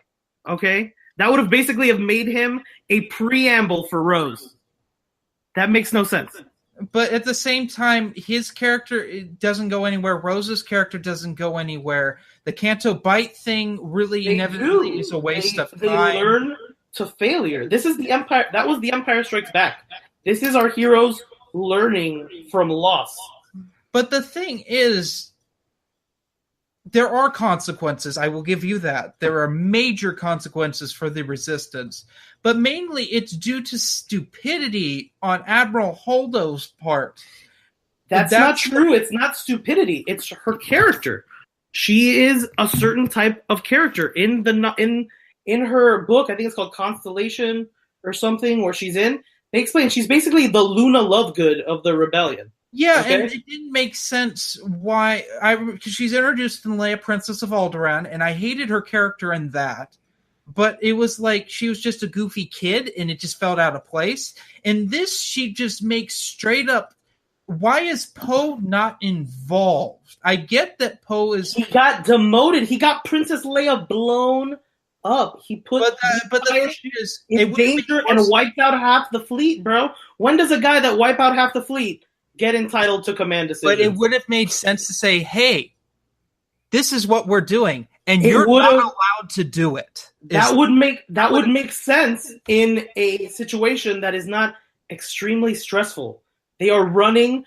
This is the end of the Resistance. This is like the final. Like this is the most stressful moment of these characters' lives right now. They are facing certain death. Freaking Hux's ship is called the Finalizer. He's got a hard on to kill them. Like they know the stakes are like so stressful. And what's Poe's big plan? He gets 5 people to defect with him. Like Poe also doesn't have a full deck either. He's not perfect. No, and that's the best part of the movie. Poe's storyline is the best. Well, Luke's storyline is the best part of Last Jedi. Luke's becoming one with the Force is probably the most beautiful thing I've seen. Okay. In film, staring at the twin suns and Come on, that's gorgeous. There's some beautiful scenes in it, but and then also the poetry of Luke received a hologram of his sister, and he's sending a hollow projection to save his sister at the end of the movie. It's just beautiful, poetic, rhyming, George Lucas-ian filmmaking that happened in The Last Jedi. Yeah, and then there's the couple things that are really dumb, like Leia flying through space after she froze over. Which they did in Rebels. Yeah, Kanan that was Jarrus stupid did in it. Rebels too. That was stupid when Kanan got thrown out in space and flew back. But people, You shouldn't do it. Flying out I in space think and expecting to live. In Avengers Infinity War, the Maw should have done that. He got punked out. We already proved you can get sucked back into your spaceship if you have enough force powers. It's so bad. But the thing is, this is my problem with the new canon, is that Leia was a Jedi in the EU, and they haven't really given a good explanation as to why she didn't become a Jedi. And was part of she had to be involved in politics. Well, she was involved in politics in the EU too, and was a Jedi. I got you, but not a lot of people can carry full-time Jedi job duties and full-time managing the new galactic government you're setting up and dealing with the aftermath of the most corrupt regime in existence. Okay? I mean, it's better than dealing with the aftermath Chuck Wendig wrote. Like, a lot of the EU stuff with building, like, the Jedi Academy and all that stuff, like, it's wishful thinking that obviously in Force Awakens, they told you what happened after Battle of Endor, it wasn't all just, optimistic, happy endings over and over and over. But it wasn't in the EU either. But No. Chewbacca got killed. Oh, I'm so sad. Akbar died actually as well, kind of a similar way. But I think but Clone Wars gets the worst. It doesn't have a good plot. We have Stinky the Hutt. Zero Hutt, come on, he's the man. He's a little cutie. He's a proto Porg in a way. Oh God, he's got the eyes. The Porgs. Zero the Hutt. Terrible. you should attach your Porg to a drone because they can fly apparently. One of my least favorite things that Filoni did in the Clone Wars, which is Anakin Dooku fighting before Revenge of the Sith. I don't like that shit. That shit shouldn't happen. It makes Anakin and Dooku fought in Attack of the Clones. Yeah, well, no, like they're not supposed. Well, not supposed to meet again until he gets his head chopped off. Yeah, in your opinion. The thing that I liked about the EU with that is that they came so close. So many books, so many comics where Anakin's about to get to Dooku and Dooku escapes and Anakin loses his shit. But the one more step to the dark side, But the Clone Wars explained how Qui-Gon Jinn, learned to teach people to speak from beyond the grave. It brought back Liam Neeson. There's some good shit in Clone Wars. All the clone stories are pretty good in Clone Wars. Ahsoka's not good in Clone Wars. She has some dramatic and interesting episodes. In season 5. And the way that her storyline wraps up, it really gives you perspective into how radicalized Anakin was getting against the Jedi Order. And how they were totally, not really giving him the communication that he deserves. And then there's the pacifistic Mandalorians were weird. They did the best they could with Satine, but Satine was a been there, done that character. They had already done that with Obi-Wan prior to that. The Maul stuff was wonky with Savage Opress. That name alone is just... Is that how you're supposed to pronounce it, Savage? Yeah. Really? It's Savage Opress. I refuse. This is savage. He's savage. He's Randy Savage. It's Savage Opress, but it's Savage Opress. So that it doesn't, So it's not human. Sound too corny. It's being subtle. So So that Vince McMahon doesn't sue him. I got it. Yeah. That makes sense. But let's segue out of this. Let's get into what we're reading, which Michael doesn't know how to read. I read manga. He reads the mangoes. Well, Dylan Read hasn't those read anything in a while. Well, I read a lot. I have because I'm doing the timeline order. I have the Phantom Menace novelization, and I know it's good. I know the prequel novelizations are excellent. I just don't have the interest yet. Because, it's good, I don't know. It's really good. It's actually a really good audiobook, too. Mm-hmm. It's I didn't actually know it was an an unabridged audiobook from the 90s. It's a shocking It's an unabridged? twist. It's unabridged. Wow, I'll have to look into that. Because I just finished Mall Lockdown about a month ago, and I actually thought it was really good. Shadowhunter was good. Cloak of Deception was, I think, Lucino's only misstep. The Cloak of Deception, though, is pretty good. It was good. It's just I had trouble getting involved into the plot. You have to look at it as this. It's like the first Lucino book. I guess it's fair. It's before he wrote. What was that? Edge of Victory? Was that him? He wrote the Edge of Victory duology. Yeah, he wrote the Edge of Victory and duology. Unifying Force. Unifying Force, which, yeah, I did like that. I did like that Vergier was in it because I didn't expect Vergier to be in it, and I'm like, oh, Vergier, and she's not evil. This is refreshing. This is before she became evil. You like the Senator Greebleep's cameo? I didn't see that. I did like because I read Plagueis first, so I did like that it went into more of what happened at the Eriadu Summit because that was something that was mentioned in Plagueis a few times, but they never got into.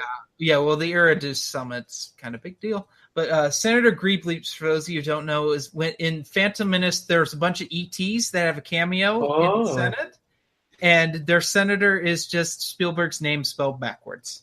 Of course. It was a joke that Lucas had with Spielberg, and Lucino put it in. But did you get the George Sabak cameo? In Cloak of Deception? In Cloak of Deception. I did not. Yeah, George Sabak, before he's the crazy clone in Outbound Flight. He's in there.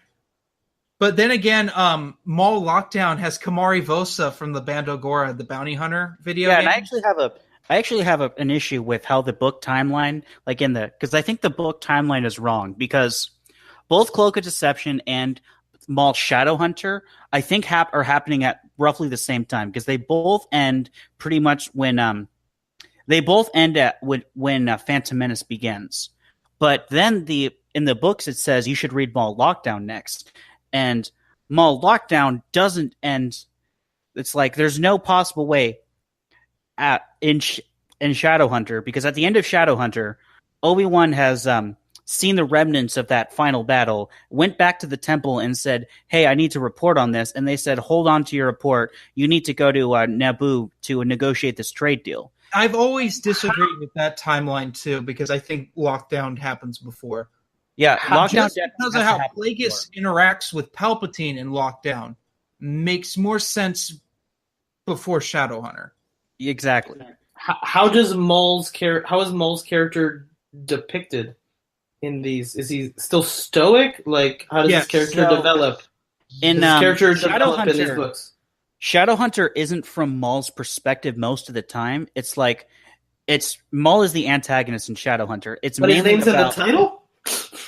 Well, it is in the title. But it's mainly about Lorn Pavin, who is it's mainly about Lorn Pavin, and basically Lorn Pavin learns information about the incoming attack on the Trade Federation, and he's trying to sell this information, and Palpatine learns of this and says, "Hey, he can't be telling people about our plans, so Maul, you got to go kill him." And it's basically the story of it's basically Maul trying to kill this guy and like the story of him getting away. So Maul is in it, and you do get little snippets of him, but so does Maul kill Pavin? Well, obviously yes, because if Maul doesn't kill Pavin, Phantom Menace doesn't. Later on with his Pavet's son is the main character in Jax Pavan. Coruscant Knights. Mm-hmm. Yeah, the Okay. weird noir Star Wars books that aren't that good. And then, so I thought Shadowhunter did a good job with, again, keeping Maul mysterious and because you get a little bit into him. He was very loyal to Palpatine. He was very overconfident in his own abilities, and he was very like, I want to kill the Jedi. Because there's a Jedi that there's two Jedi actually that do find Lauren, and he has to fight them both. Again, they don't make it because if they don't make it, Phantom Menace doesn't happen. But so it's very in character, I thought. However, Lockdown, and you recently read it. Yeah, I read it. Oh, this is pushing 2 years ago. I read Lockdown. I think Lockdown, again, his character made sense. I just think it got too far into he got a little OP in.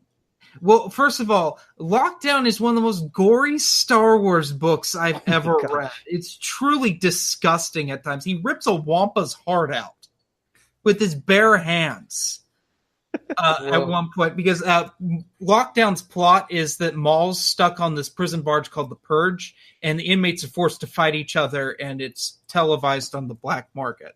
So you're telling me that Luke could have done a Kali Ma maneuver on the Wampa at the beginning of Empire Strikes Back. Well, no, and that it would have worked. Okay. Punched it that hard that his fist went through it, and he ripped its heart out. And he did this without using the Force. Yes, that's the big thing, is because he goes by the greatest name ever in a book, Jagannath. That's his name he goes by, and he's trying to find this person on the Purge. And he fights all sorts of things, he fights a Vong. Okay. Before they're introduced, and yeah, which is pretty cool. I dig that. But what is so you read the other Coruscant Night book as well with his son? I haven't read gotten of it. It's okay. So do the two stories, at least from Pavin's and his son's perspective, do they complement each other? Do they share the same themes? Does his son learn the lesson his father couldn't? Okay, so his son doesn't know what happened to his dad for a long time. And by the way, these are all written by Michael Reeves. Michael Reeves writes all of these. Yeah, it's called the Jax Pavan. I think there's 6 books. That the first one is Shadowhunter following his father. What happens is Jax Pavan is he is a non-force sensitive who essentially works at the Jedi Temple as their security force, as part of the Jedi Temple security force. He's Jedi PD.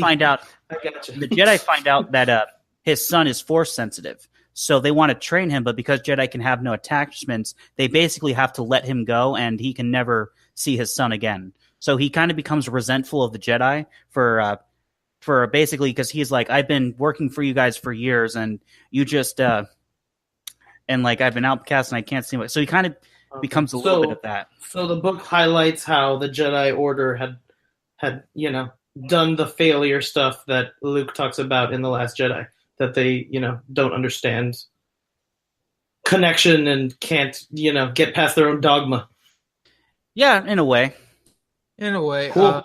But there's it goes Shadowhunter, then in a way the MedStar duology, because I5's in there, which is the robot that shows up throughout, and then it goes into the Coruscant Nights trilogy, which ends in a book called The Last Jedi.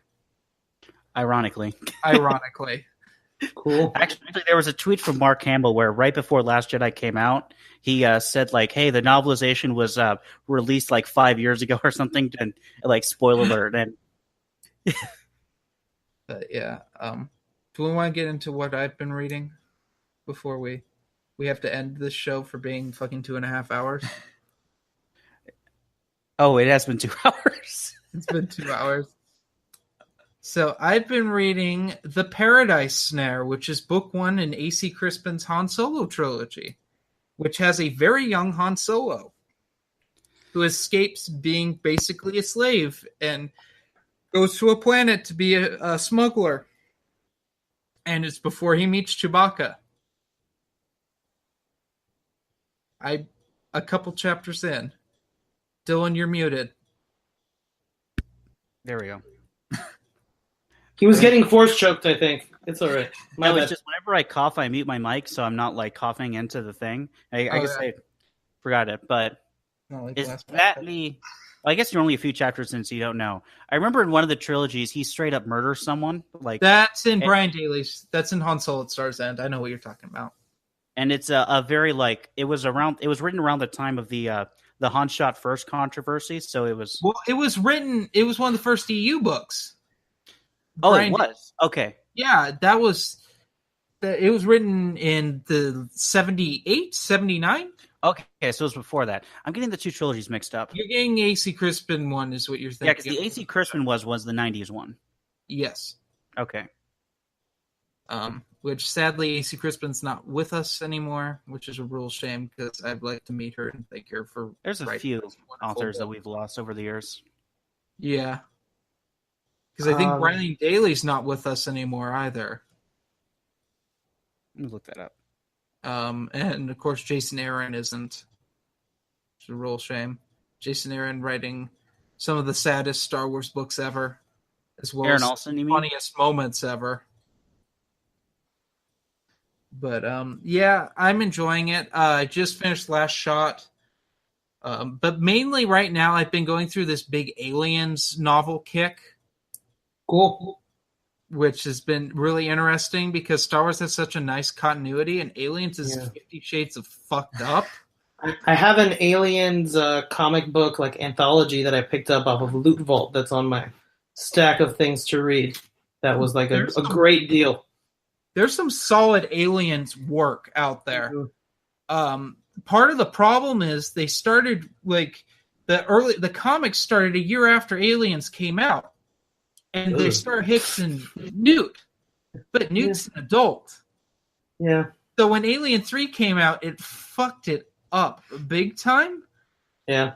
Then they kind of just rolled with it and just kind of retconned a little bit by changing their names to Wilkes and Billy instead of Hicks and Newt. So in the novel, it's Wilkes and Billy, but the comic adaptation, it's Hicks and Newt. And so it takes me a while to read it because my brain has to process that. But then again, it gets fucked up. Technically, it gets fucked up with the first Alien versus Predator movie. That movie tears up everything. Yeah, and then Requiem doesn't help. And then we get to Prometheus, which puts the final nail in the coffin of any sort of continuity. Well, Prometheus was a giant setup movie, and I was hoping, Covenant would, stick the landing that was unclear in Prometheus, but it didn't. It just muddied up the timeline even worse, and was horrible. Allow it to. That's part of the problem with Covenant. I love Covenant as a standalone film. I think it's a lot better than Alien Resurrection. No, I would rather watch Joss Whedon's Alien Resurrection than Alien Covenant any day. Alien Covenant freaking ends on a shower joke. Danny McBride is in an entire Aliens movie, and he doesn't get one joke that makes someone laugh. He doesn't get one bit of humor. Alien Covenant is a travesty, my friend. I don't know. James Franco gets killed before he's ever really on screen, so I don't have to. They told more character development in that movie, in the pre-material stuff before the movie, than what was actually in the movie. Well, okay. Have you read Covenant Origins? No, I am a pure Alien film and supplementary auxiliary promotional material video on YouTube guy. Okay, don't read Alien Covenant Origins. I just finished it. It's one of the worst things I've ever read. Oh my god! But it came out with with Alien Covenant. Yes, Okay. It's one of the worst things I've ever read because there's no alien. There's barely any of the main cast. Daniels, the main character of the movie, is in 3 chapters. Yikes! So it's not no David at all. Oh no, David. No Walter? Walter has 1 chapter at the end. But David and Walter, my 2 favorite characters of that movie. David's not in it at all. and Walter's in the last fucking. Also, what I thought was so horrible about Alien Covenant that I think is Ridley Scott just being an old man. Is that the ending? There was a way you could have ended that. They already set up how to end that movie in a dramatic, scary way. David didn't have to put her down and say anything creepy at all. All he had to do was play Take Me Home Country Roads, and everyone would have left that theater feeling so creeped out and ending on a cool song, and it would have made David seem even more fucked up. Well, okay. The other thing about that doesn't work is the second chest burster coming out, and suddenly it's a full alien on the ship at the end. Yeah. There's no rhyme or reason to the pansexual aliens that are in the Aliens franchise. But like, according to Ridley Scott, James Cameron understood. He understood how things should be diagrammed correctly. Well, Ridley Scott put that weird. I just rewatched Alien yesterday. Mm-hmm.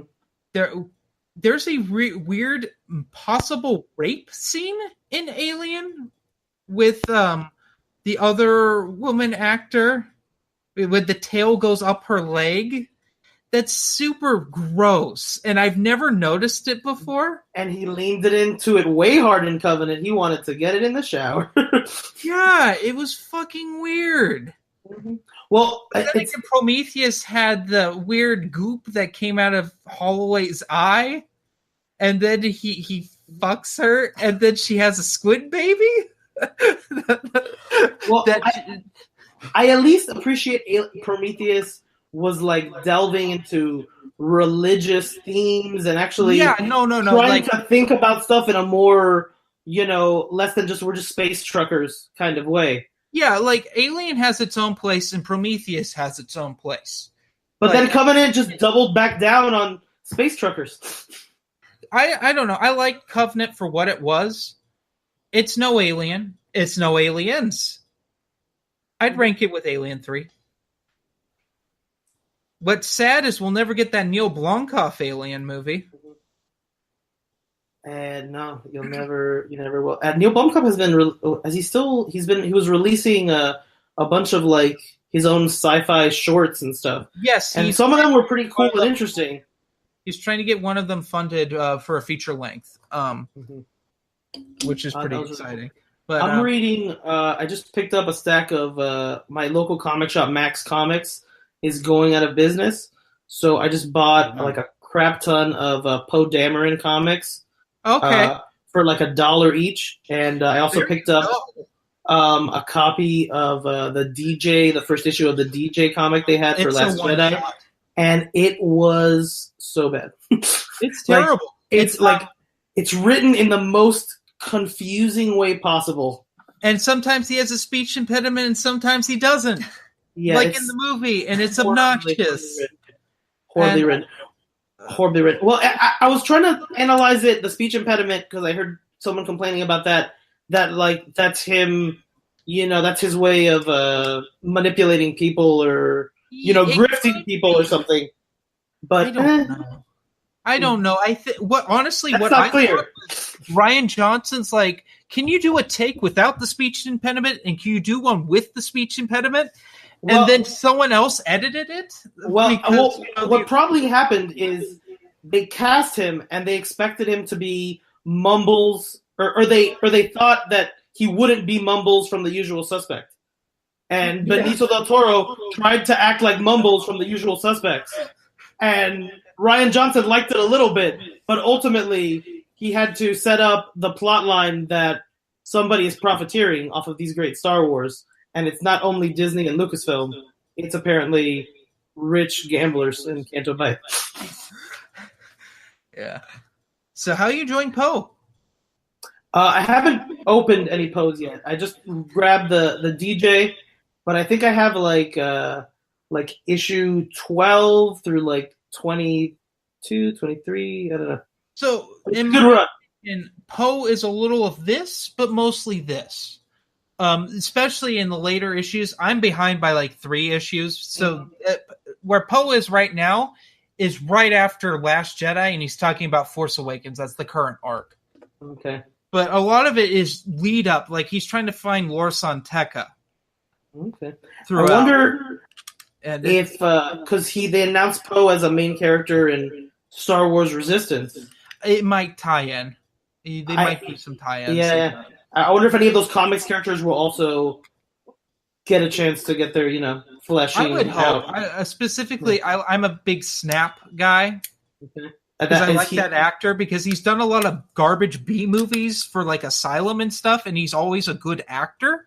Mhm. So it's like a rarity in Asylum films. Yeah. So like I've learned to cherish him, and when he was in Force Awakens, I was super happy that he wasn't doing an Asylum movie. I guess someone casting at Lucasfilm is a big Asylum fan too. Yeah. So let's see. Has Asylum done a Star Wars, version? Like, because I know they had Transmorphers and different stuff. They did the Sharknado 3. No, Sharknado 4 was the Fourth Awakens. Yeah, but nothing specifically like No, because Space they couldn't get Saga thing. a cease and assist. I have a feeling Disney would put their foot down and say, "Don't you dare desecrate our stuff! Don't you fucking dare! We know you made Transmorphers and other garbage." But do we want to do questions, Dylan, or do we want to just skip it? Do we even have any questions from last time? Why don't you look it up? I had to read them last time. I always have to look it up. Dylan, you fucking were lazy last time, and I had to look them up. I specifically remember every single time we've done questions, it's been me looking them up. That's not true at all. It's 50-50. Well, maybe in the old days, back when we did I read these them last bi-weekly. time. We may have one, which will probably take a half an hour. Right. Dylan, come on, Dylan. I also have to scroll through 10 years of your videos for the last time we did this podcast. It was March. Well, while we stall for Dylan, you can check out my podcast on Apple Podcasts. It's called The Vundacast. We do a show. We're trying to get 4 out a month. I have no consistency in when I can put them out because my life is kind of chaotic. But I try to get 4 out by the end of the month. I do a show with my wife where we usually always diverge and talk about Star Wars or aliens.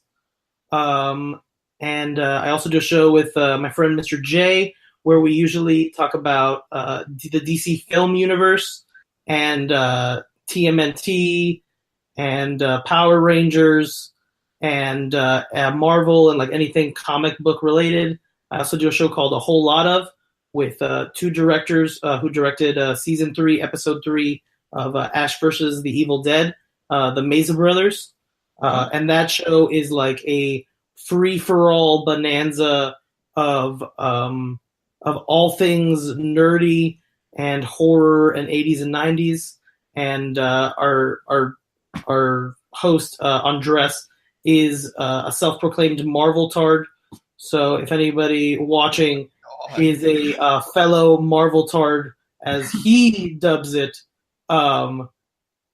you might enjoy him trying to piss me off all the time on that show.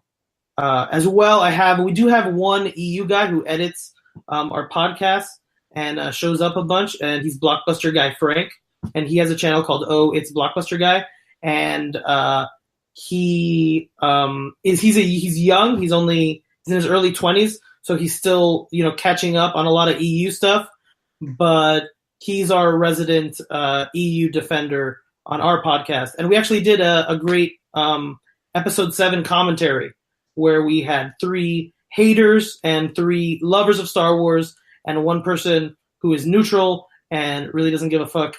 And we all did a crazy argument, debate commentary for Force Awakens after it came out that you guys might dig. But thank you guys so much for giving me a chance to be on your show and be on your podcast. And I've had a great time talking with you guys.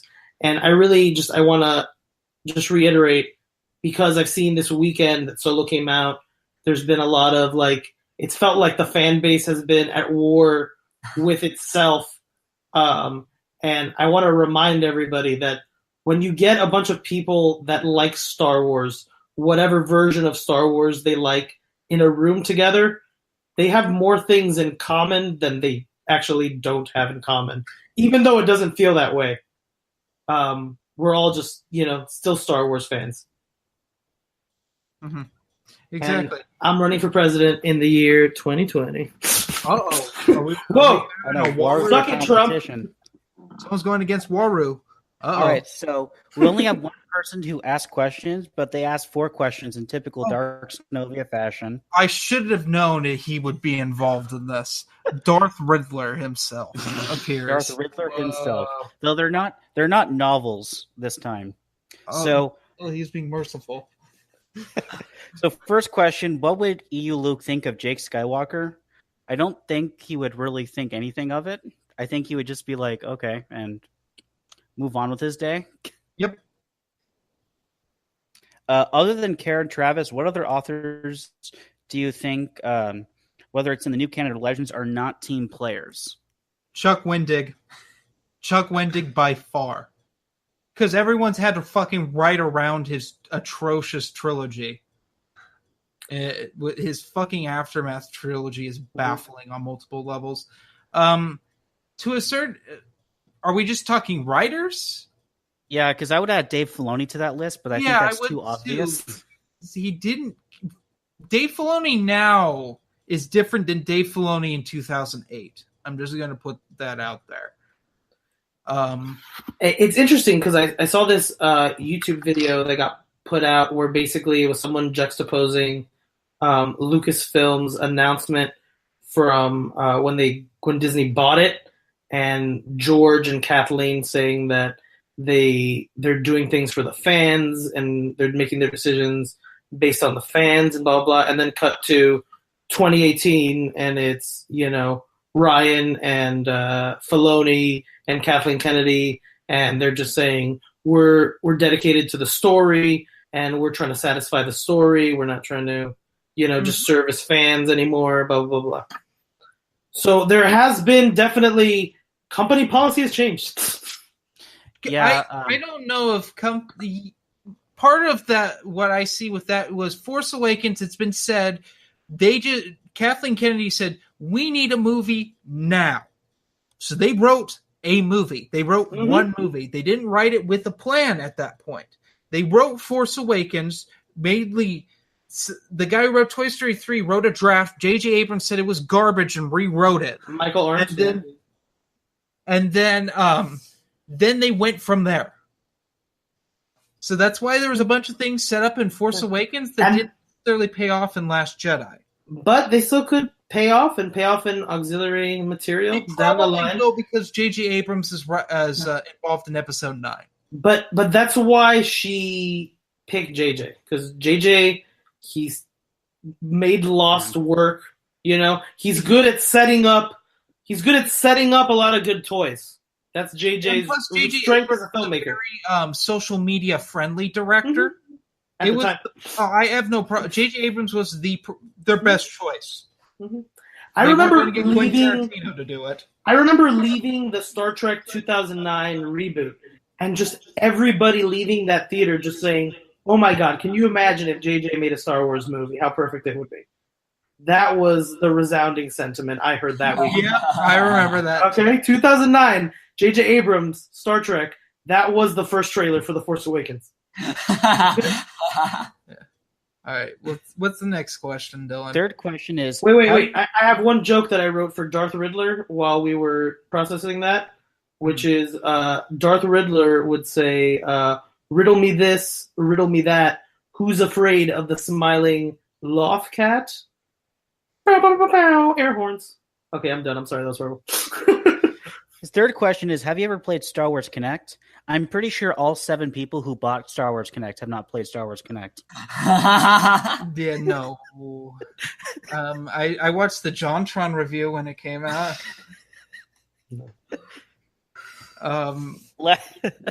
Lastly, does anyone listen to the audiobooks of Star Wars? If so, who's your favorite narrator? Okay, I listen to a lot of these. Jonathan Davis is my absolute favorite as a narrator. but Mark Thompson does the best voices. I would agree And with January that. LaVoy is not that bad. Mm-hmm. I think she gets hated on the most because she can't she's do a the only man's book she's voice done very of it. well. But she's a woman. And it's Yeah. not like the other two do women's voices well either. No. Pivot question. Marvel this year put out like a Wolverine podcast where it's like basically like a radio play podcast telling a Wolverine noirish sort of story. Oh, like a radio dramatization? Yeah, it's just a podcast, but it's telling a radio drama version of Wolverine, and they got the guy who was Richard Armitage from The Hobbit. He's their podcast Marvel Universe Wolverine voice. How would you feel if Star Wars built like a podcast Star Wars They've universe done line? dramatizations before. They actually, Mark Hamill and Anthony Daniels and Billy D. Williams came back to do a radio dramatization of the original trilogy Wow, I did not know that. in the late books got a 80s, full cast. early 90s. Although Mark Hamill didn't do Return of the Jedi. Okay. They did it. The Dark Forces books by William C. Ditz were all dramatized. Cool. Crimson Empire, the comic, was dramatized. The Dark Empire, at least the first two Dark Empire stories are dramatized. So Disney owns podcasts that they could put out right now if they wanted to. Awesome. Yeah, they have a whole bunch of stuff that they did dramatizations of. It just as audiobooks became more popular, it's easier and cheaper to have one person do all the voices and like just have one recording session, which is basically what Random House when I talked to them back in 2015 about this told me that it's simply easier. Now, I do agree with both of your picks, Jeremy. Mark Thompson is simply the best at voices, and I mean, yeah, I feel like though in Star Wars. No, I'm sorry. Go, Dylan. Go. Yeah, they're both, and Jonathan Davis is by far like really good as well. Well, Jonathan Davis is the voice of Darth Bane, in my opinion.